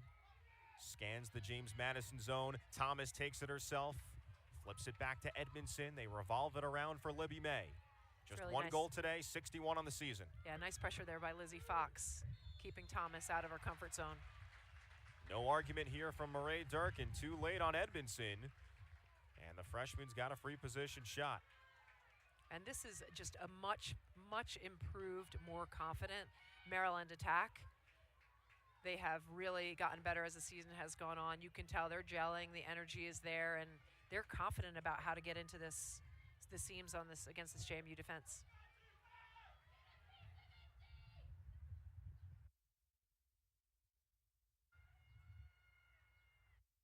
Corey Edmondson scurries in. Buchanan shoulders it away. 8 saves now for Buchanan, keeping James Madison within striking distance. Nora, we saw a very similar thing from Buchanan against Cincinnati in the American Conference semifinal. She told her team at halftime of that game, I'm not making enough saves. I'm going to be better in the second half. She was, and she's been better in the second half so far for the Dukes today. She's intelligent. She's passionate about this, just the close-knit nature of this team. She recognizes that she's got to make a couple big stops to get her team back into this game, and we've seen that these last few possessions. And this is it for Buchanan. Redshirt senior, didn't start her first 4 years, getting the nod this year. She said right before the season started, I have 17 regular season games to prove something to myself. She has proved it on a big stage so far today. Yeah, and Kat Buchanan's mom told me last weekend that she wasn't sure right away if she was going to come back for her last year, but that all 5 of the super seniors all collectively decided they were all going to come back, 4 of them in that cybersecurity program that the Dukes have, and she said she's going to go to work in that field. So, what a great thing some of these extra years are for these players. So many players getting their master's degrees and really going out into the workforce in much better positions to be successful in all areas of their life. She's got a couple of fifth-year seniors in front of her on defense with Rachel Mady and Marae Durkin. Hannah Lou Becker speeds in and goes towards X. Puricino chasing her. Wow, Lou Becker's got quite the speed here. Lou Becker free and scores! Hannah Lou Becker going everywhere for the Terps. A 3-goal advantage. She was getting chased by 3 JMU defenders and was just locked in. She was a step ahead and was able to continue to turn the corner around the crease, giving herself just such a great place to shoot. Look at this. Steve Nash-esque working around the net, and she would not be stopped. Maryland, a 3-goal advantage. First one of the day for the Terps. JMU in trouble here on ESPN+.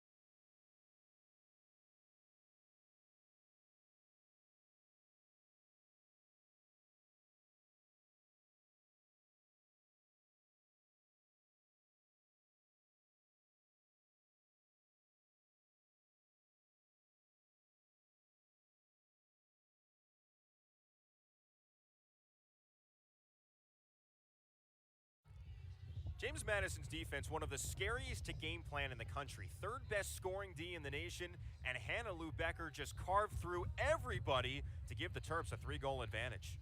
Corey, you just do not see too many attackers running by the likes of Marie Durkin.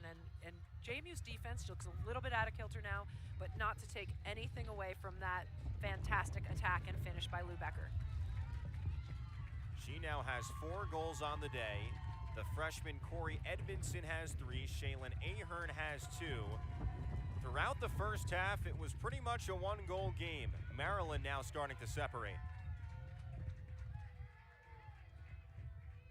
During that break, Corey, we saw the coaches talk, the JMU Dukes coaches talking to their respective groups on opposite of each other. Offensive coordinator Coach Colleen Shear was talking to the attack. Catery Linville and Shelley Clace were talking to the defensive group, getting them locked back in. This is not a Dukes team that is going to go away. I imagine we're going to see them step up here, but Corey, this is looking like a very, very confident Maryland attacking team. There's a swagger with this team.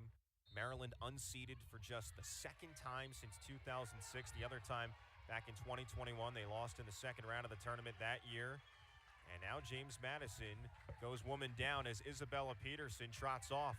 A yellow card given out to the American Athletic Conference Attack Player of the Year and one of the nation's best goal scorers. And Maryland goes 7-on-6 here with a 3-goal lead. Yeah, that's not exactly what the Dukes wanted to see coming out of the break. Sometimes, Corey, I don't quite get that.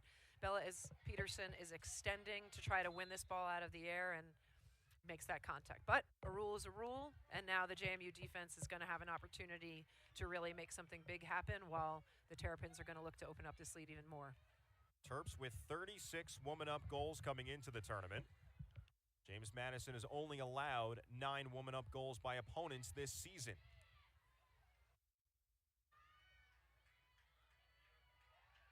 There's definitely a lot of pride this defense has taken in shutting down woman-up opportunities. Ahern fouled at the 8 by Lizzie Fox.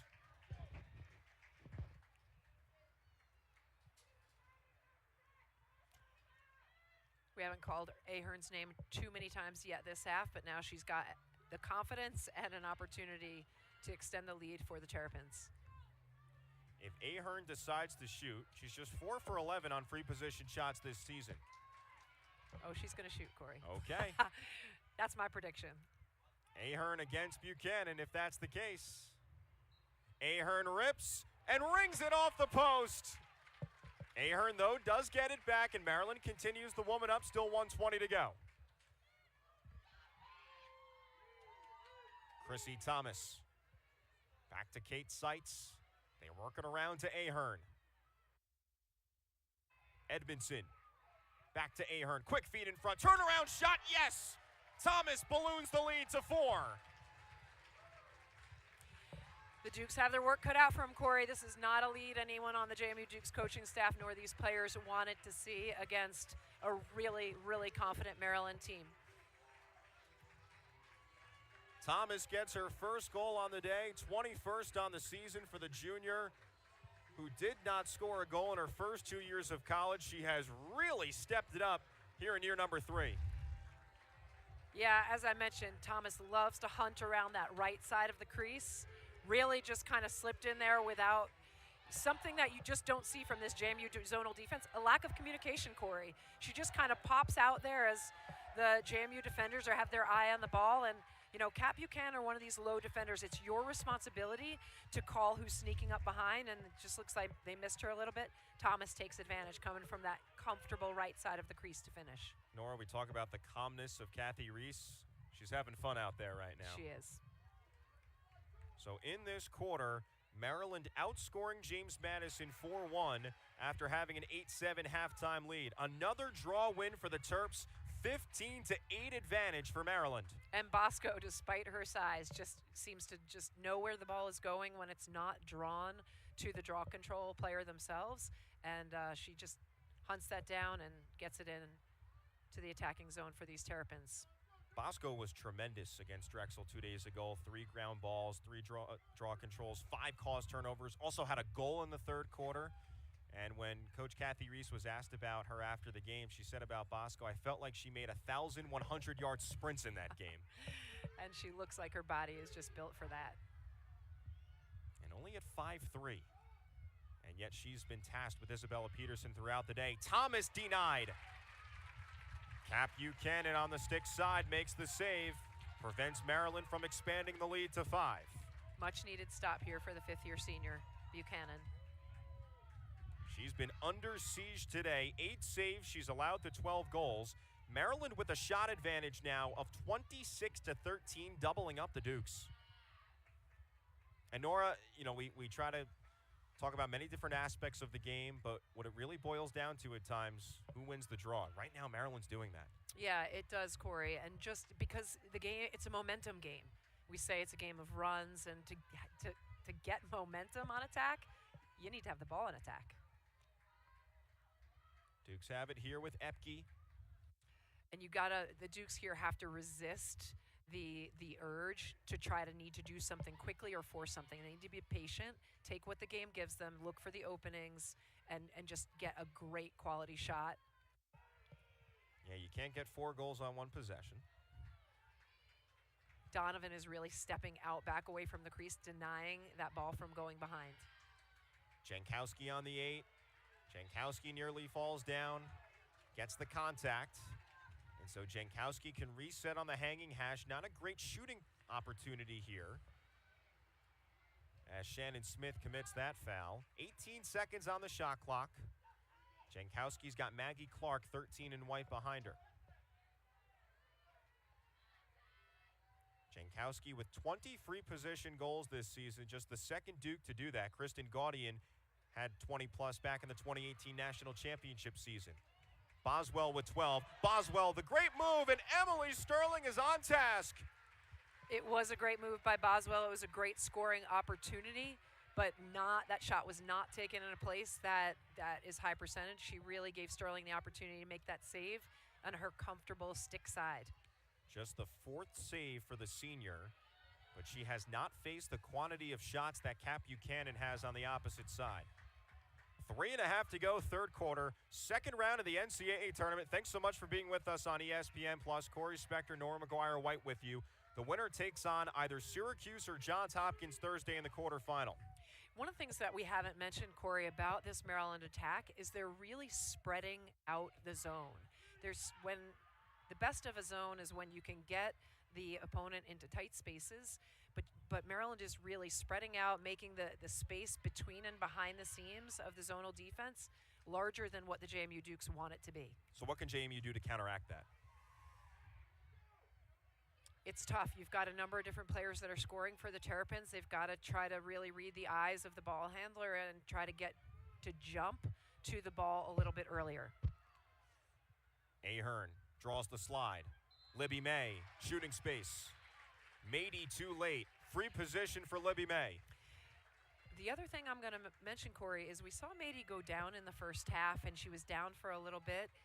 I'm not sure she's moving at 100% of what we normally see. Again, not take anything away if this Maryland offense is clicking on all cylinders, and again, really stretching out this defense. And Mady was great. 14 hustle stats against Army in the first round. Hasn't had that same impact today. Libby May to the strong right hand jump shot, sails over the net. It is backed up by Maryland. Good hustle from Chrissy Thomas. Shot clock, though, continues to bleed. 5 seconds to go. Thomas has trouble picking up the ball, and Maryland opts for the shot clock violation. Thomas and Piercino diving to gain possession on that. Really a bit of a mute point with the shot clock ticking down, but it's tournament time, Nora. You got to do whatever you can, right? By all means necessary, and the Dukes are definitely feeling that.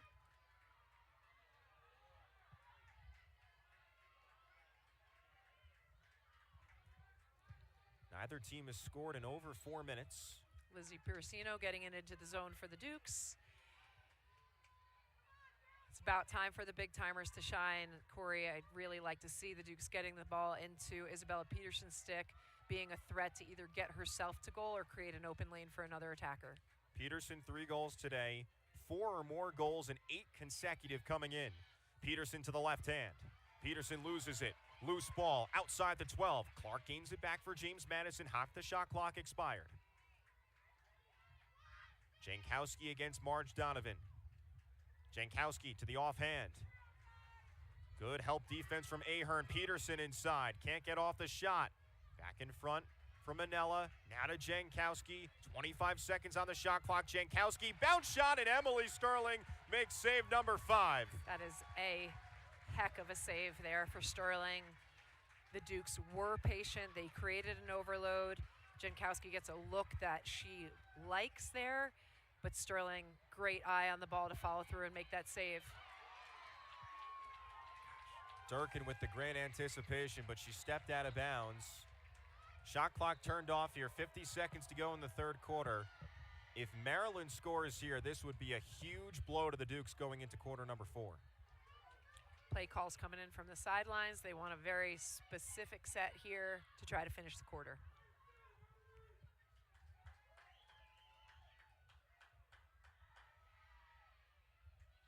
Likewise, defensive coordinator Kateri Linville is getting her own very specific information into her defensive unit.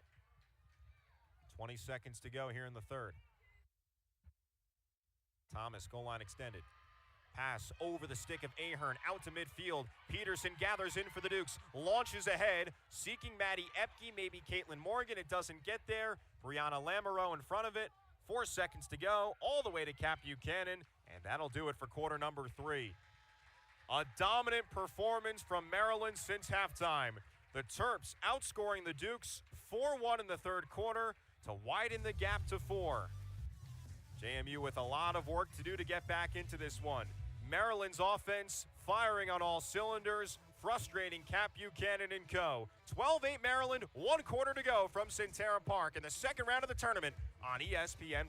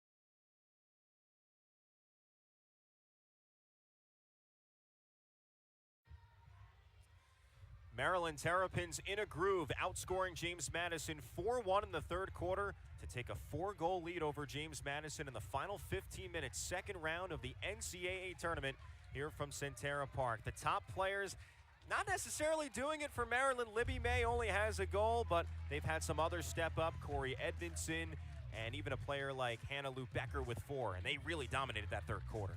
They did. Maryland has got the keys to success on attack against an incredibly strong JMU defense, as we've talked about.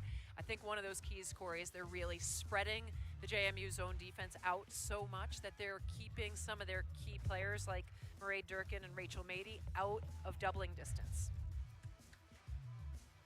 Mady and Durkin, 2 players who have gained a lot of recognition throughout their collegiate career. And you're right, Nora, we haven't called those 2 names many times today.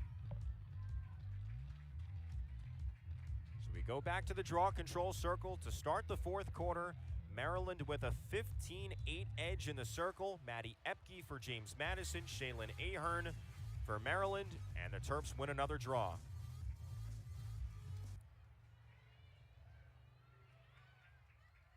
"27 shots for Maryland in the first 3 quarters, only 15 for the Dukes.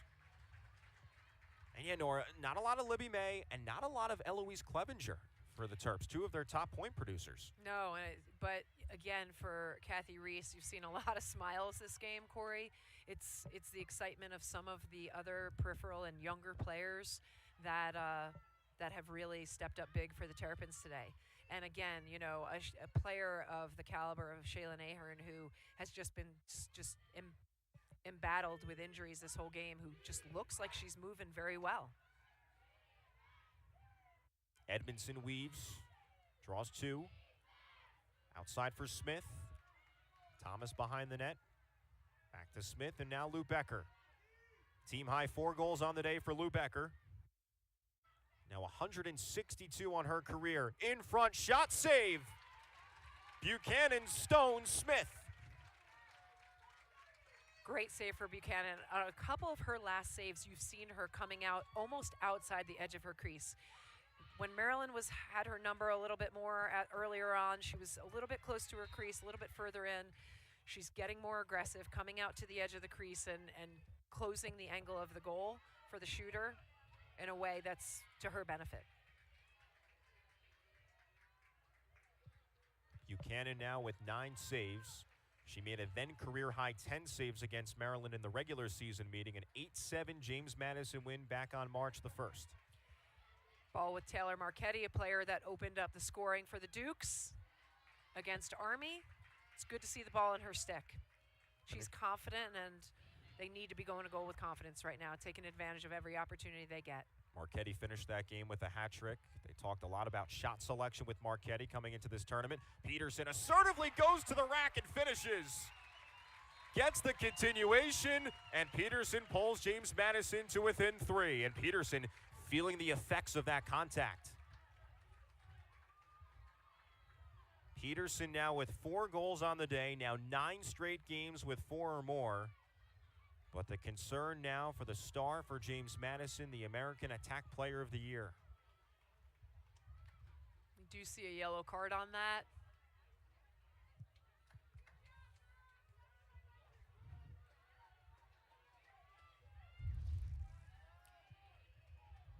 We say Ty Jankowski feeding this ball through Peterson.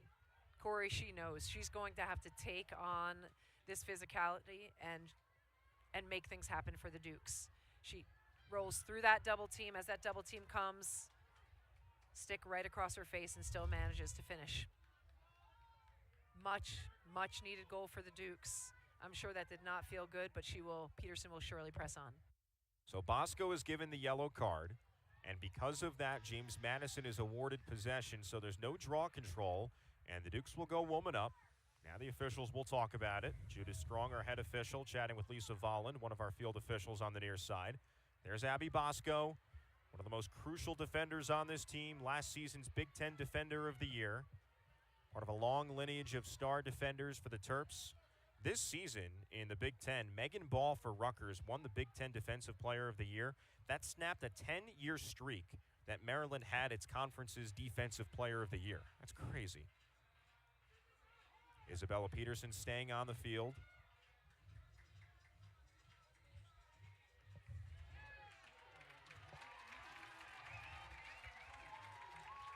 A little bit of time there before they put that 9th goal on the board for the Dukes, but looks like we've got that situated now, Corey. And as you mentioned, JMU will regain possession again with an opportunity to build some momentum and close the gap.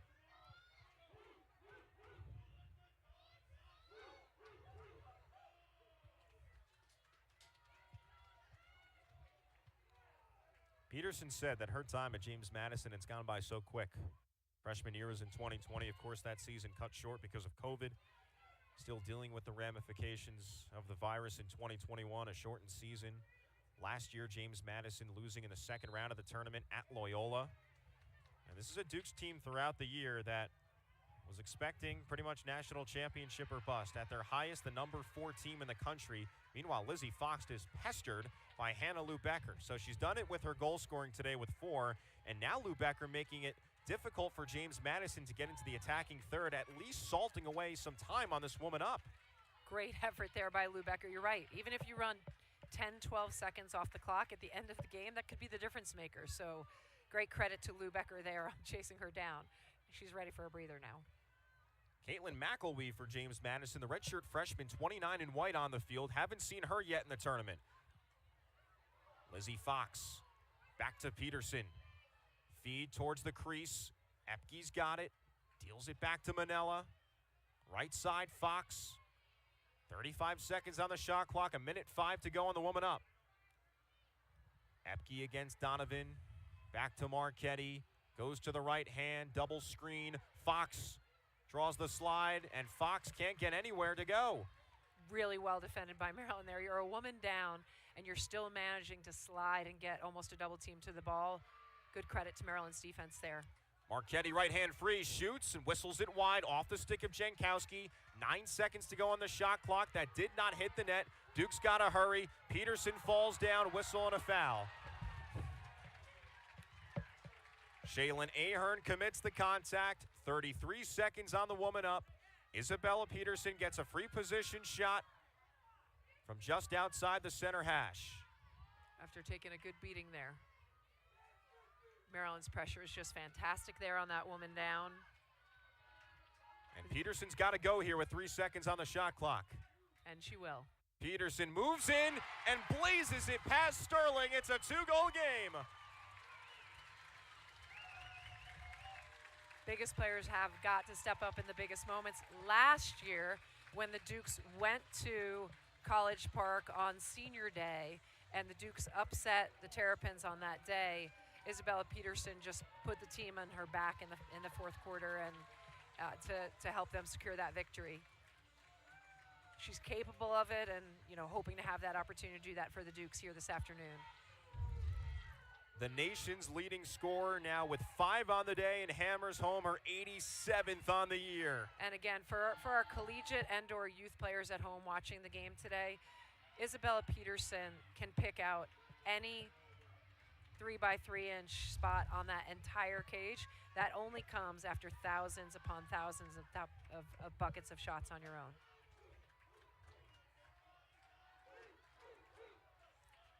There's a lot more intensity to Peterson this season, a captain, and now she's asked to do her work in the draw control circle against Shaylin Ahern. Again, Ahern in that game on Friday against Drexel did not have a draw control. This game, she and her draw control unit have been much better. Ahern herself with 5 draws. Shannon Smith has 4. Abby Bosco's got 4. And as we saw before, Ahern switching to take the draw on the same side as Peterson. This time, Peterson switching to take the draw on the same side as Ahern, but the Terrapins are able to come up with it. Chess match continues between these two teams. So James Madison with the first 2 goals of the fourth quarter. Maryland looks to respond.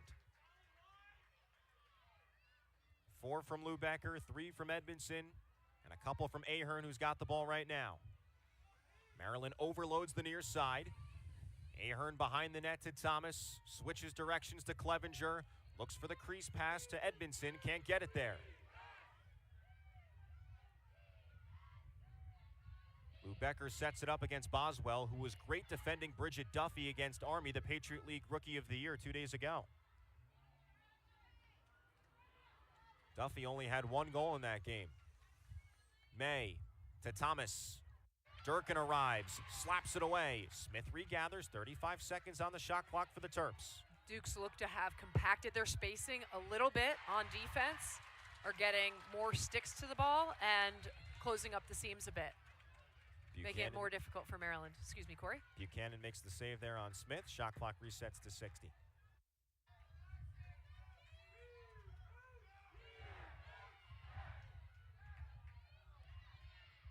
May, open, Thomas, she capitalizes. Right on the doorstep, back to a 3-goal game. Incredible vision. We thought May was going to get to the jump shot there. She saw the pressure come and found Thomas in her favorite spot coming out to the right side of that crease there. We'll see that again here on the replay. Thomas now with 2 on the day. May's dangerously looking for her shot, so the double comes, which leaves Thomas open on that right side, finishing from her favorite spot on the field. Nora, Libby May only has 1 goal and 1 assist today, but you see the attention that Marae Durkin pays to her. She's had a massive impact, even though the score sheet may not say so. Oh, absolutely. I mean, the Dukes know defensively that they need to key on her, and she's just got great vision, so she sees when the defense collapses on her. She finds her open teammate. The Dukes needed the slide to come from high to low down to the crease to find Thomas. It just didn't get there in time. Still plenty of time for James Madison. Just under 10 minutes to go in the 4th quarter.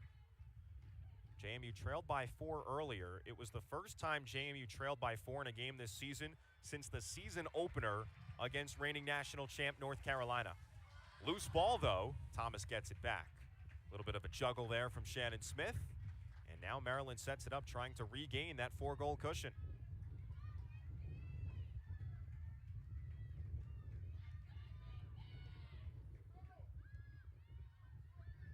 James Madison was so disruptive against Army 2 days ago. Black Knights had 16 turnovers, 14 were caused. May in front, back of the net. Kathy Reese is pumped up on the sideline. Maryland gets that 4-goal lead back. And that didn't take very long at all. Maryland is really clicking on all cylinders on attack. They are finding the gaps between the zone and really exploiting this zonal defense of JMU that's been so dominant throughout the whole season.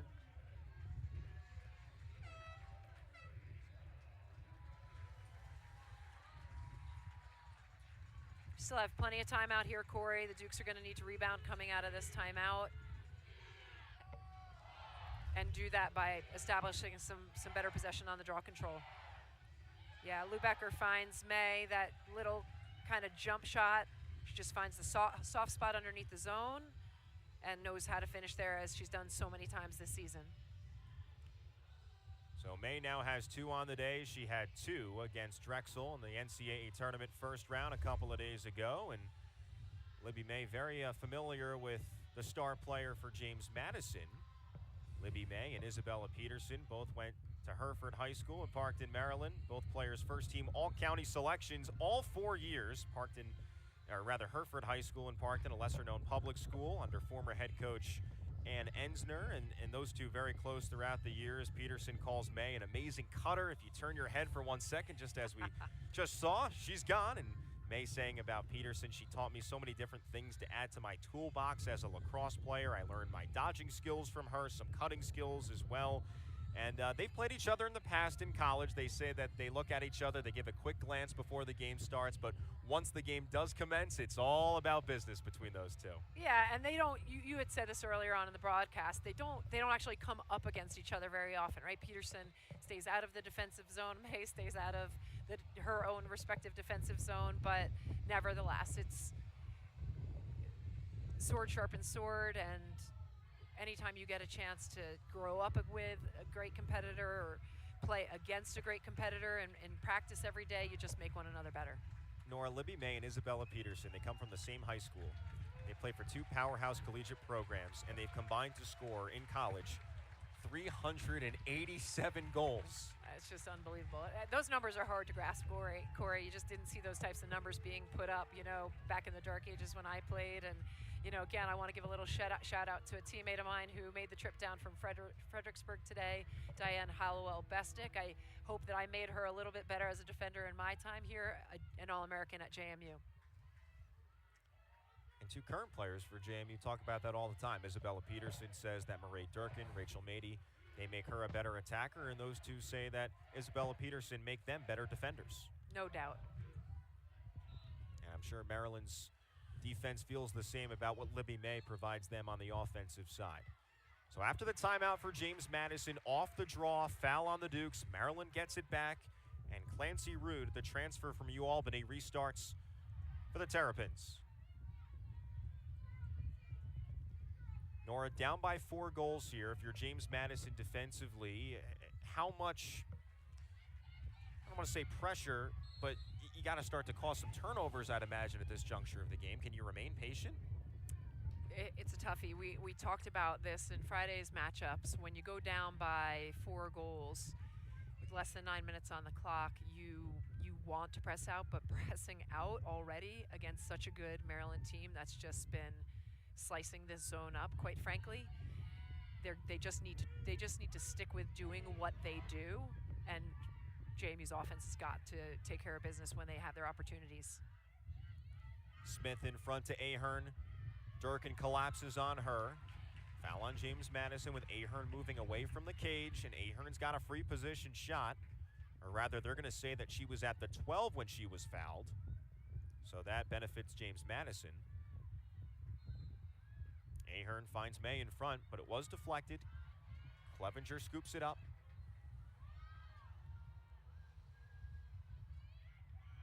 .25 seconds on the shot clock for the Terps, leading by 4. Hannah Lou Becker, 4 goals today, in and out of the lineup throughout the year with injury. And she is not afraid to pull the trigger from outside. JMU has got to keep an eye on that. Ahern sets the table for Lou Becker. Slithers goal line extended, bounce shot goes wide. 2 seconds on the shot clock and it runs out on Maryland. Good defensive possession for the Dukes. The Terps are patient. They're not going to be so disappointed that they didn't score, but ran out the shot clock. So they're taking time off the clock. They're going to play that tactical game, and JMU needs to, I don't think score right away, Corey, but they need to be pretty efficient. Olivia Mattis, 10 in white in the game, the Minnesota native. Mattis playing in her 25th career game now, has 14 goals on her career, including 9 this year. Isabella Peterson to the left hand. Marchetti goal line extended. Duke's using some players who are not starters in there right now. McElwee in there as well, 29 in white. Half the shot clock run out here for James Madison, trailing by 4. Mattis goal line extended on the strong right hand. Mattis back to Peterson, top of the 8. And a free position shot for Isabella Peterson, who seeks goal number 6 on the day. And Marge Donovan, number 35, again, you just don't call her number too many times because she's not coming up a ton in the stat column, but she has all day been in the right place at the right time for her teammates. Peterson, 19 for 34 on free position shots this season as she stares down Emily Sterling. Peterson moves in and scores and roars. 3-goal game. She just doesn't miss it. Peterson just does not miss very often, and given the opportunity to pull things a little bit closer for her team, does a great job taking advantage of it there. 88 goals on the year for Isabella Peterson. Still an uphill battle to climb for James Madison, but Peterson moves James Madison just a bit closer.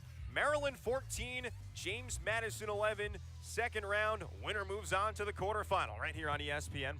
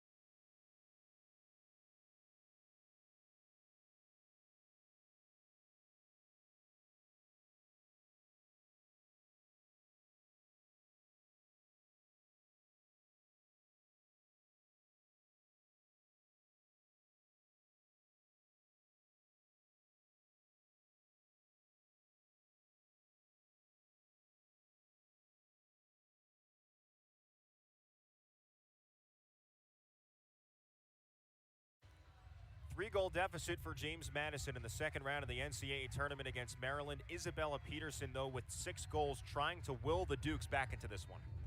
Yeah, Corey, we talked about this many, many times. I've said this, one of the things I admire most about Peterson is she takes what the game gives her.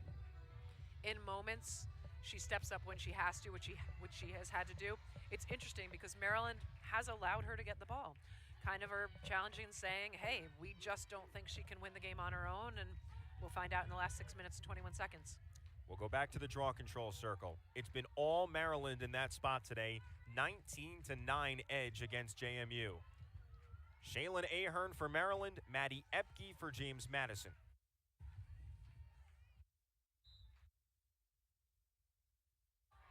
Rachel Mady scoops it up, the all-time leader in draw controls for James Madison. And here comes Isabella Peterson deferring right to Lily Boswell. Maryland's had a couple of 4-goal leads in this fourth quarter. And now James Madison looks to respond once again. Peterson with 6, Fox with 2, Jankowski, Morgan, and Epke each with 1. And who's now on Peterson? Bosco. They call her the boss. Bounce shot, good, Epke.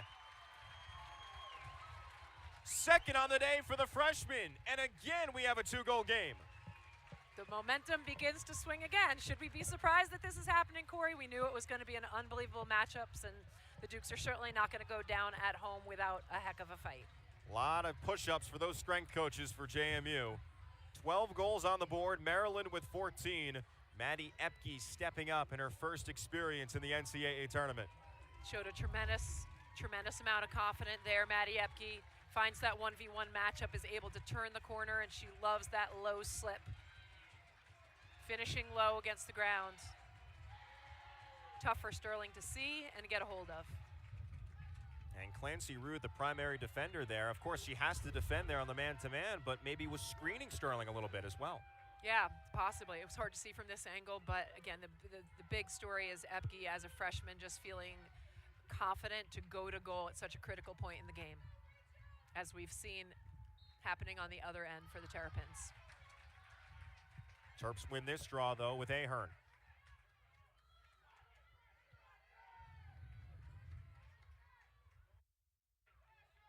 Edmondson and Epke, just 2 freshmen stepping up and taking on such big, important roles for their teams today.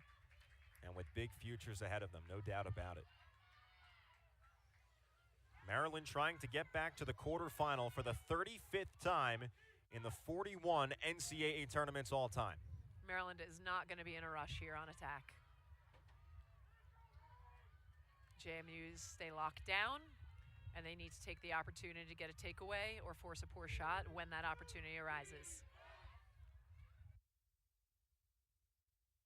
They need to stay compact here, the Dukes on defense, as they did the last possession or 2.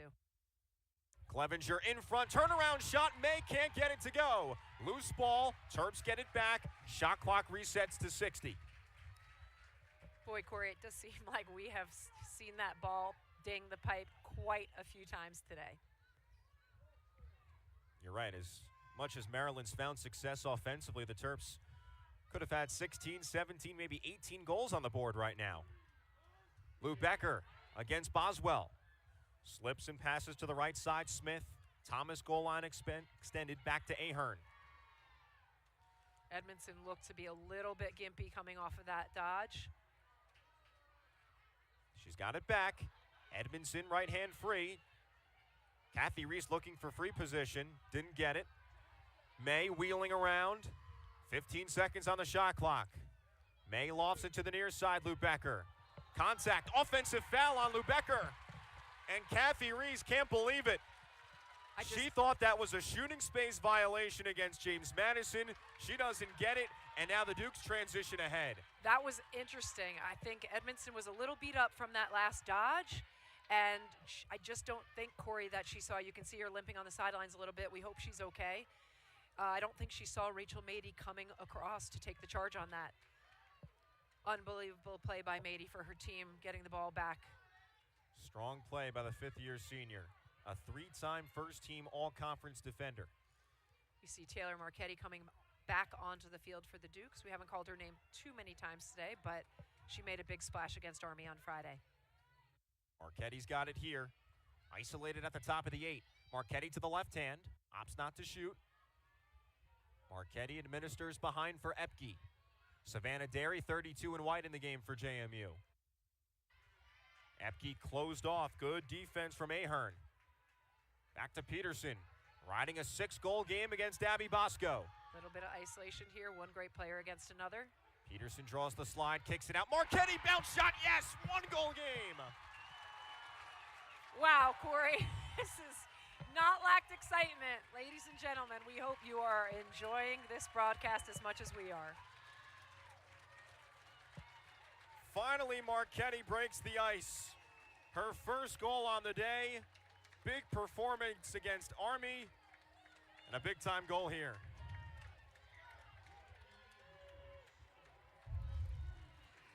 Talked about this a minute. Corey Edmondson, who is a little bit gimpy, she comes across here. I don't think she sees Mady. She does an unbelievable job, Mady, taking the charge there. Excuse me, that was Lou Becker on that, and then Taylor Marchetti, who opened with 2 goals against Army. She came onto the field. Coach Shear, great job getting her onto the field, and finishes that goal to bring the Dukes within 1 with great confidence on that finish. Here we are back to the key of the draw control.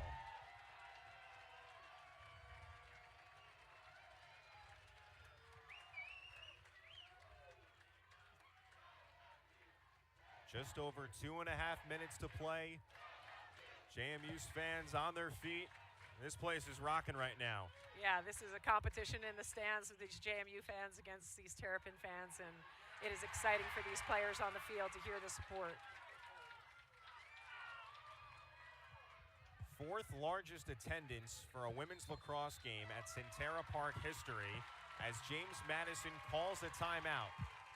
The Dukes are now out of timeouts with 2.5 minutes to play. Maryland has 2.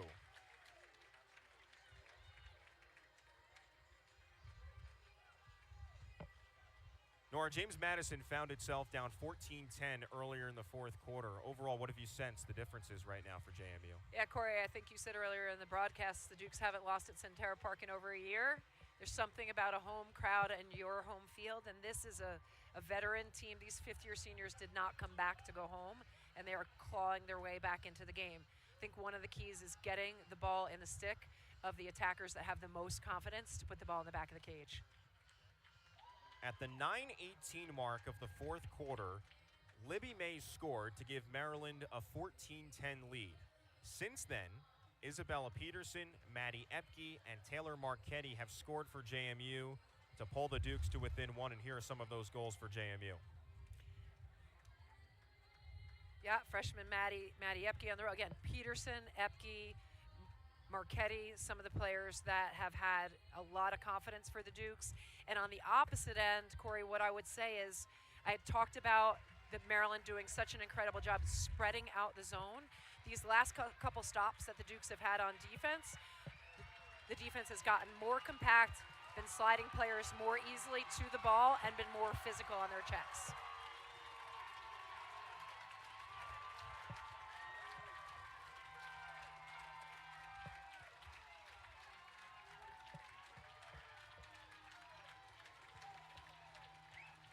Maddie Epke restarts for James Madison. Dukes out of timeouts, down by 1. Maryland with 33 shots today. James Madison only 22, and yet it's a 1-goal game.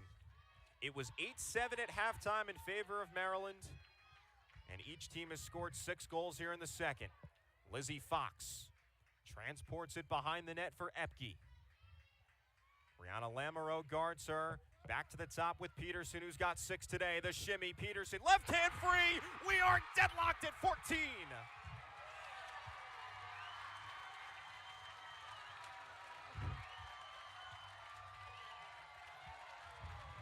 Corey, this may be one of the best women's lacrosse games I've watched live in my career.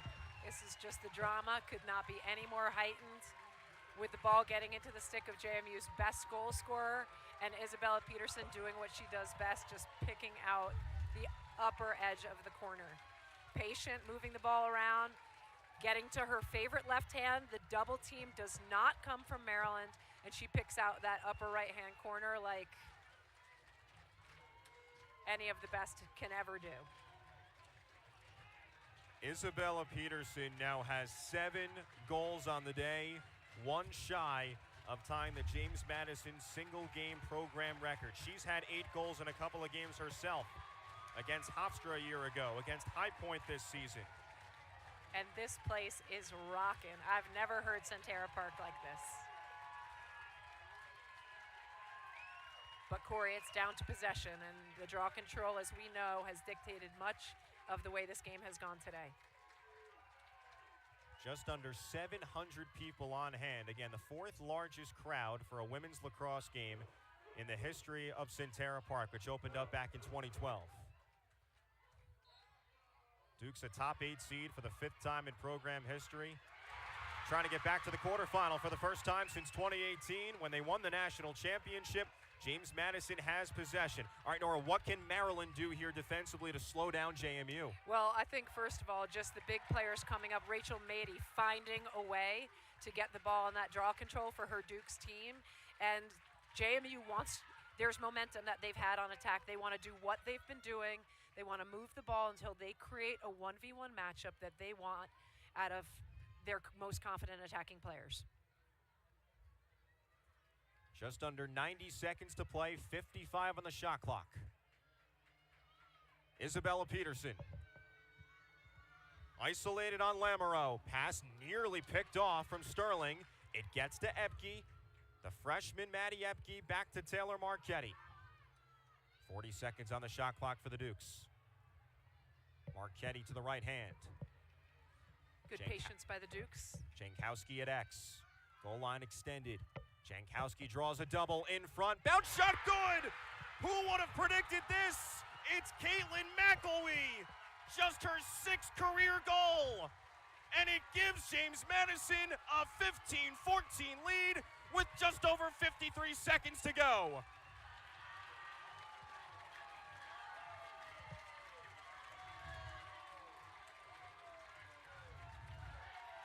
The drama, the intensity. You could cut the air with a knife here. It is tense and fired up.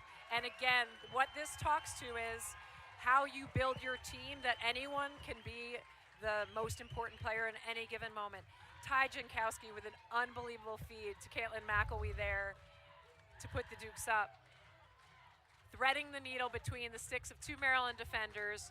McElwee, who we've barely seen on the field today, catching the ball in such a tight space and just confidently putting this ball through the 9-hole. Caitlin McElwee, the redshirt freshman from Phoenix, Maryland, did not play the entirety of last season with a torn ACL. How good does that have to feel for Caitlin McElwee? Wow.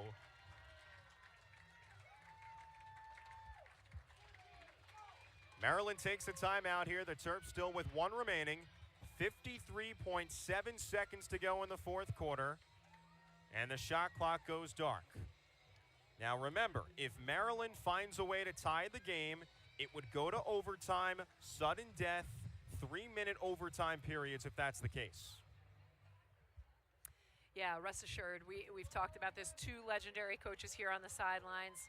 Kathy Reese has been in this situation and her assistant coaches many, many times. There's not going to be fear, lack of confidence. Maryland is going to have a plan whether they win or lose the ball.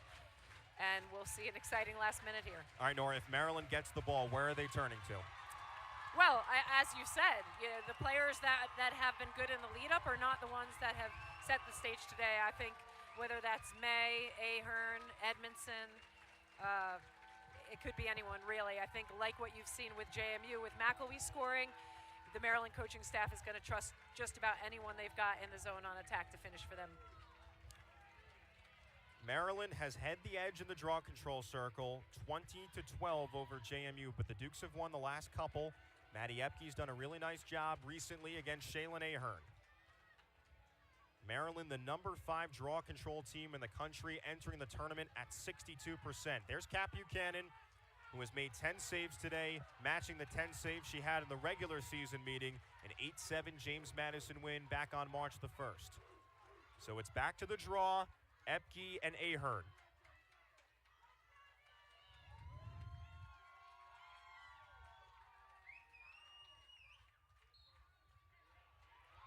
And Shaylin Ahern wins the draw. So Maryland's got the ball. The shot clock goes dark. Timeout for the Terps. Neither team has a timeout remaining.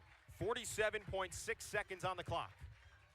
Shaylin Ahern doing what she has done so incredibly well for the Terrapins this season, securing the draw control for her team with a chance to tie it up.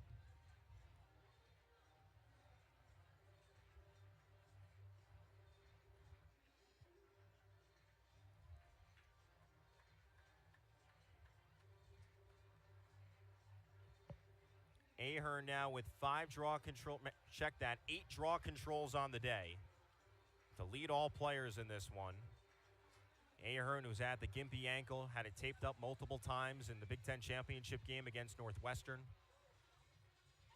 And now gives this Maryland team a chance to tie the game. For the Terps today, Hannah Lubecker with 4 goals, Corey Edmondson with 3, and then 3 players with 2 goals apiece in Libby May, Chrissy Thomas, Shaylin Ahern, Shannon Smith has 1 for the Terps. Yeah, you can see the offensive and defensive coaches. Initially, we're talking to their players separately, especially here. That was Kennis speaking to some of the defensive players, and Coach Shear was speaking to the JMU attacking players there. Everybody's scheming up, Corey. All right, so what's the best way Maryland can find a way to get past this vaunted Duke's Zone D? What can they do best? Well, they want to go back to what was working before. They want to spread it out. 47 seconds is plenty of time. They've got the ball, and they're going to just continue to move it, look to isolate their best players in their favorite positions on the field. What is JMU going to do defensively? They're going to try to deny that. They're going to try to jump to the ball, keep it compact, and get sticks on things. If you're just joining us, James Madison trailed 14-10 with 9:18 to go in the fourth quarter. James Madison currently on a 5-0 run to take the lead. Maryland has the ball, trying to equalize. Isabella Peterson, she is guarding Shannon Smith. Terps trying to get into the attacking third, they do so. Heavy contact from Taylor Marchetti on the far side. Again, the shot clock is off. Final offensive possession potentially for the Terps. Lou Becker to the near side. Edmondson wiggles free. Shot stopped! Buchanan with her 11th save of the day. It's backed up by Maryland. 20 seconds to go. Edmondson can't catch the pass. Mady scoops it up for the Dukes. 15 seconds to go. Mady launches ahead. The net is empty. Epke races forward. Epke decides not to shoot. 7 seconds to go. Epke circling in the corner. She gets fouled. 3.7 seconds to go. The clock is stopped. A yellow card is issued to Marge Donovan. Rachel Mady coming up with a ground ball at no bigger moment in her entire career. Maryland had pulled their goalkeeper to go woman up to give them a chance. Great coaching choice there, but JMU comes up with the ball with just a few seconds left, Corey. Maddie Epke not making that silly mistake going to the open net. She keeps possession to hang on to it to leave no doubt.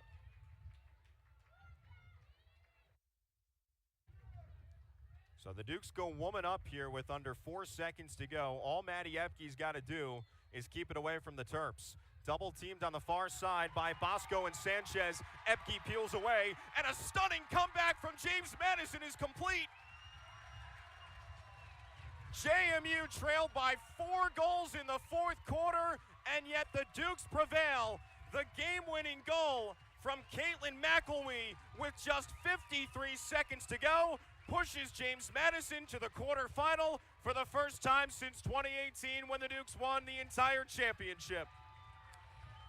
Corey, I'm going to tell you, this is going to be a coaching staff and a Maryland team that is disappointed that they're not advancing today, but the amount of improvement in this Maryland team from March until today was tremendous, and rest assured, these Terrapins will be back in short order.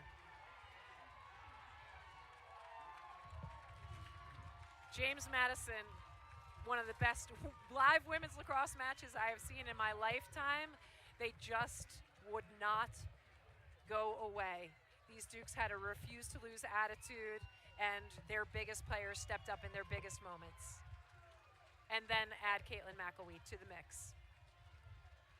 James Madison now with 19 wins on the season, 15 straight wins at home dating back to last season. And James Madison moves on to the quarterfinal, where the Dukes will either see Syracuse or Johns Hopkins. If Syracuse wins, James Madison travels to Central New York to take on the Orange for the first time since the 2010 NCAA quarterfinal, when Cuse won that one. If Johns Hopkins pulls off a stunner, then the quarterfinal will be right here at Centera Park on Thursday. And JMU beat Johns Hopkins earlier this season. Nora, you cannot say enough what type of game we witnessed today. Unbelievable. We talked about just the drama, the number of different storylines as the game unfolded. So many different players stepping up for both teams. It looked like Maryland had almost shut the door, and the Dukes were just not going to have that on their home field.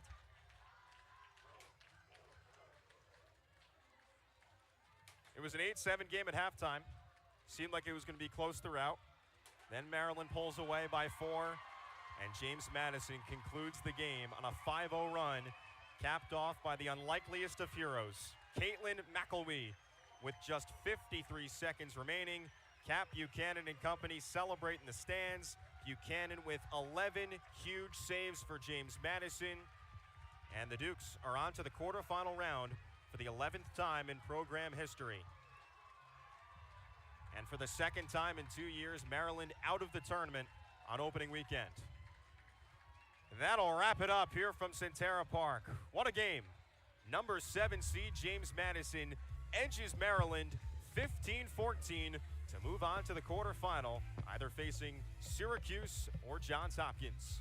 For our producer, Kelly Bowmaster, associate producer, Ty Comer, our entire crew with Nora McGuire-White, I'm Corey Spector saying so long from Harrisonburg. James Madison beats Maryland by the slimmest of margins to move on to the quarterfinal.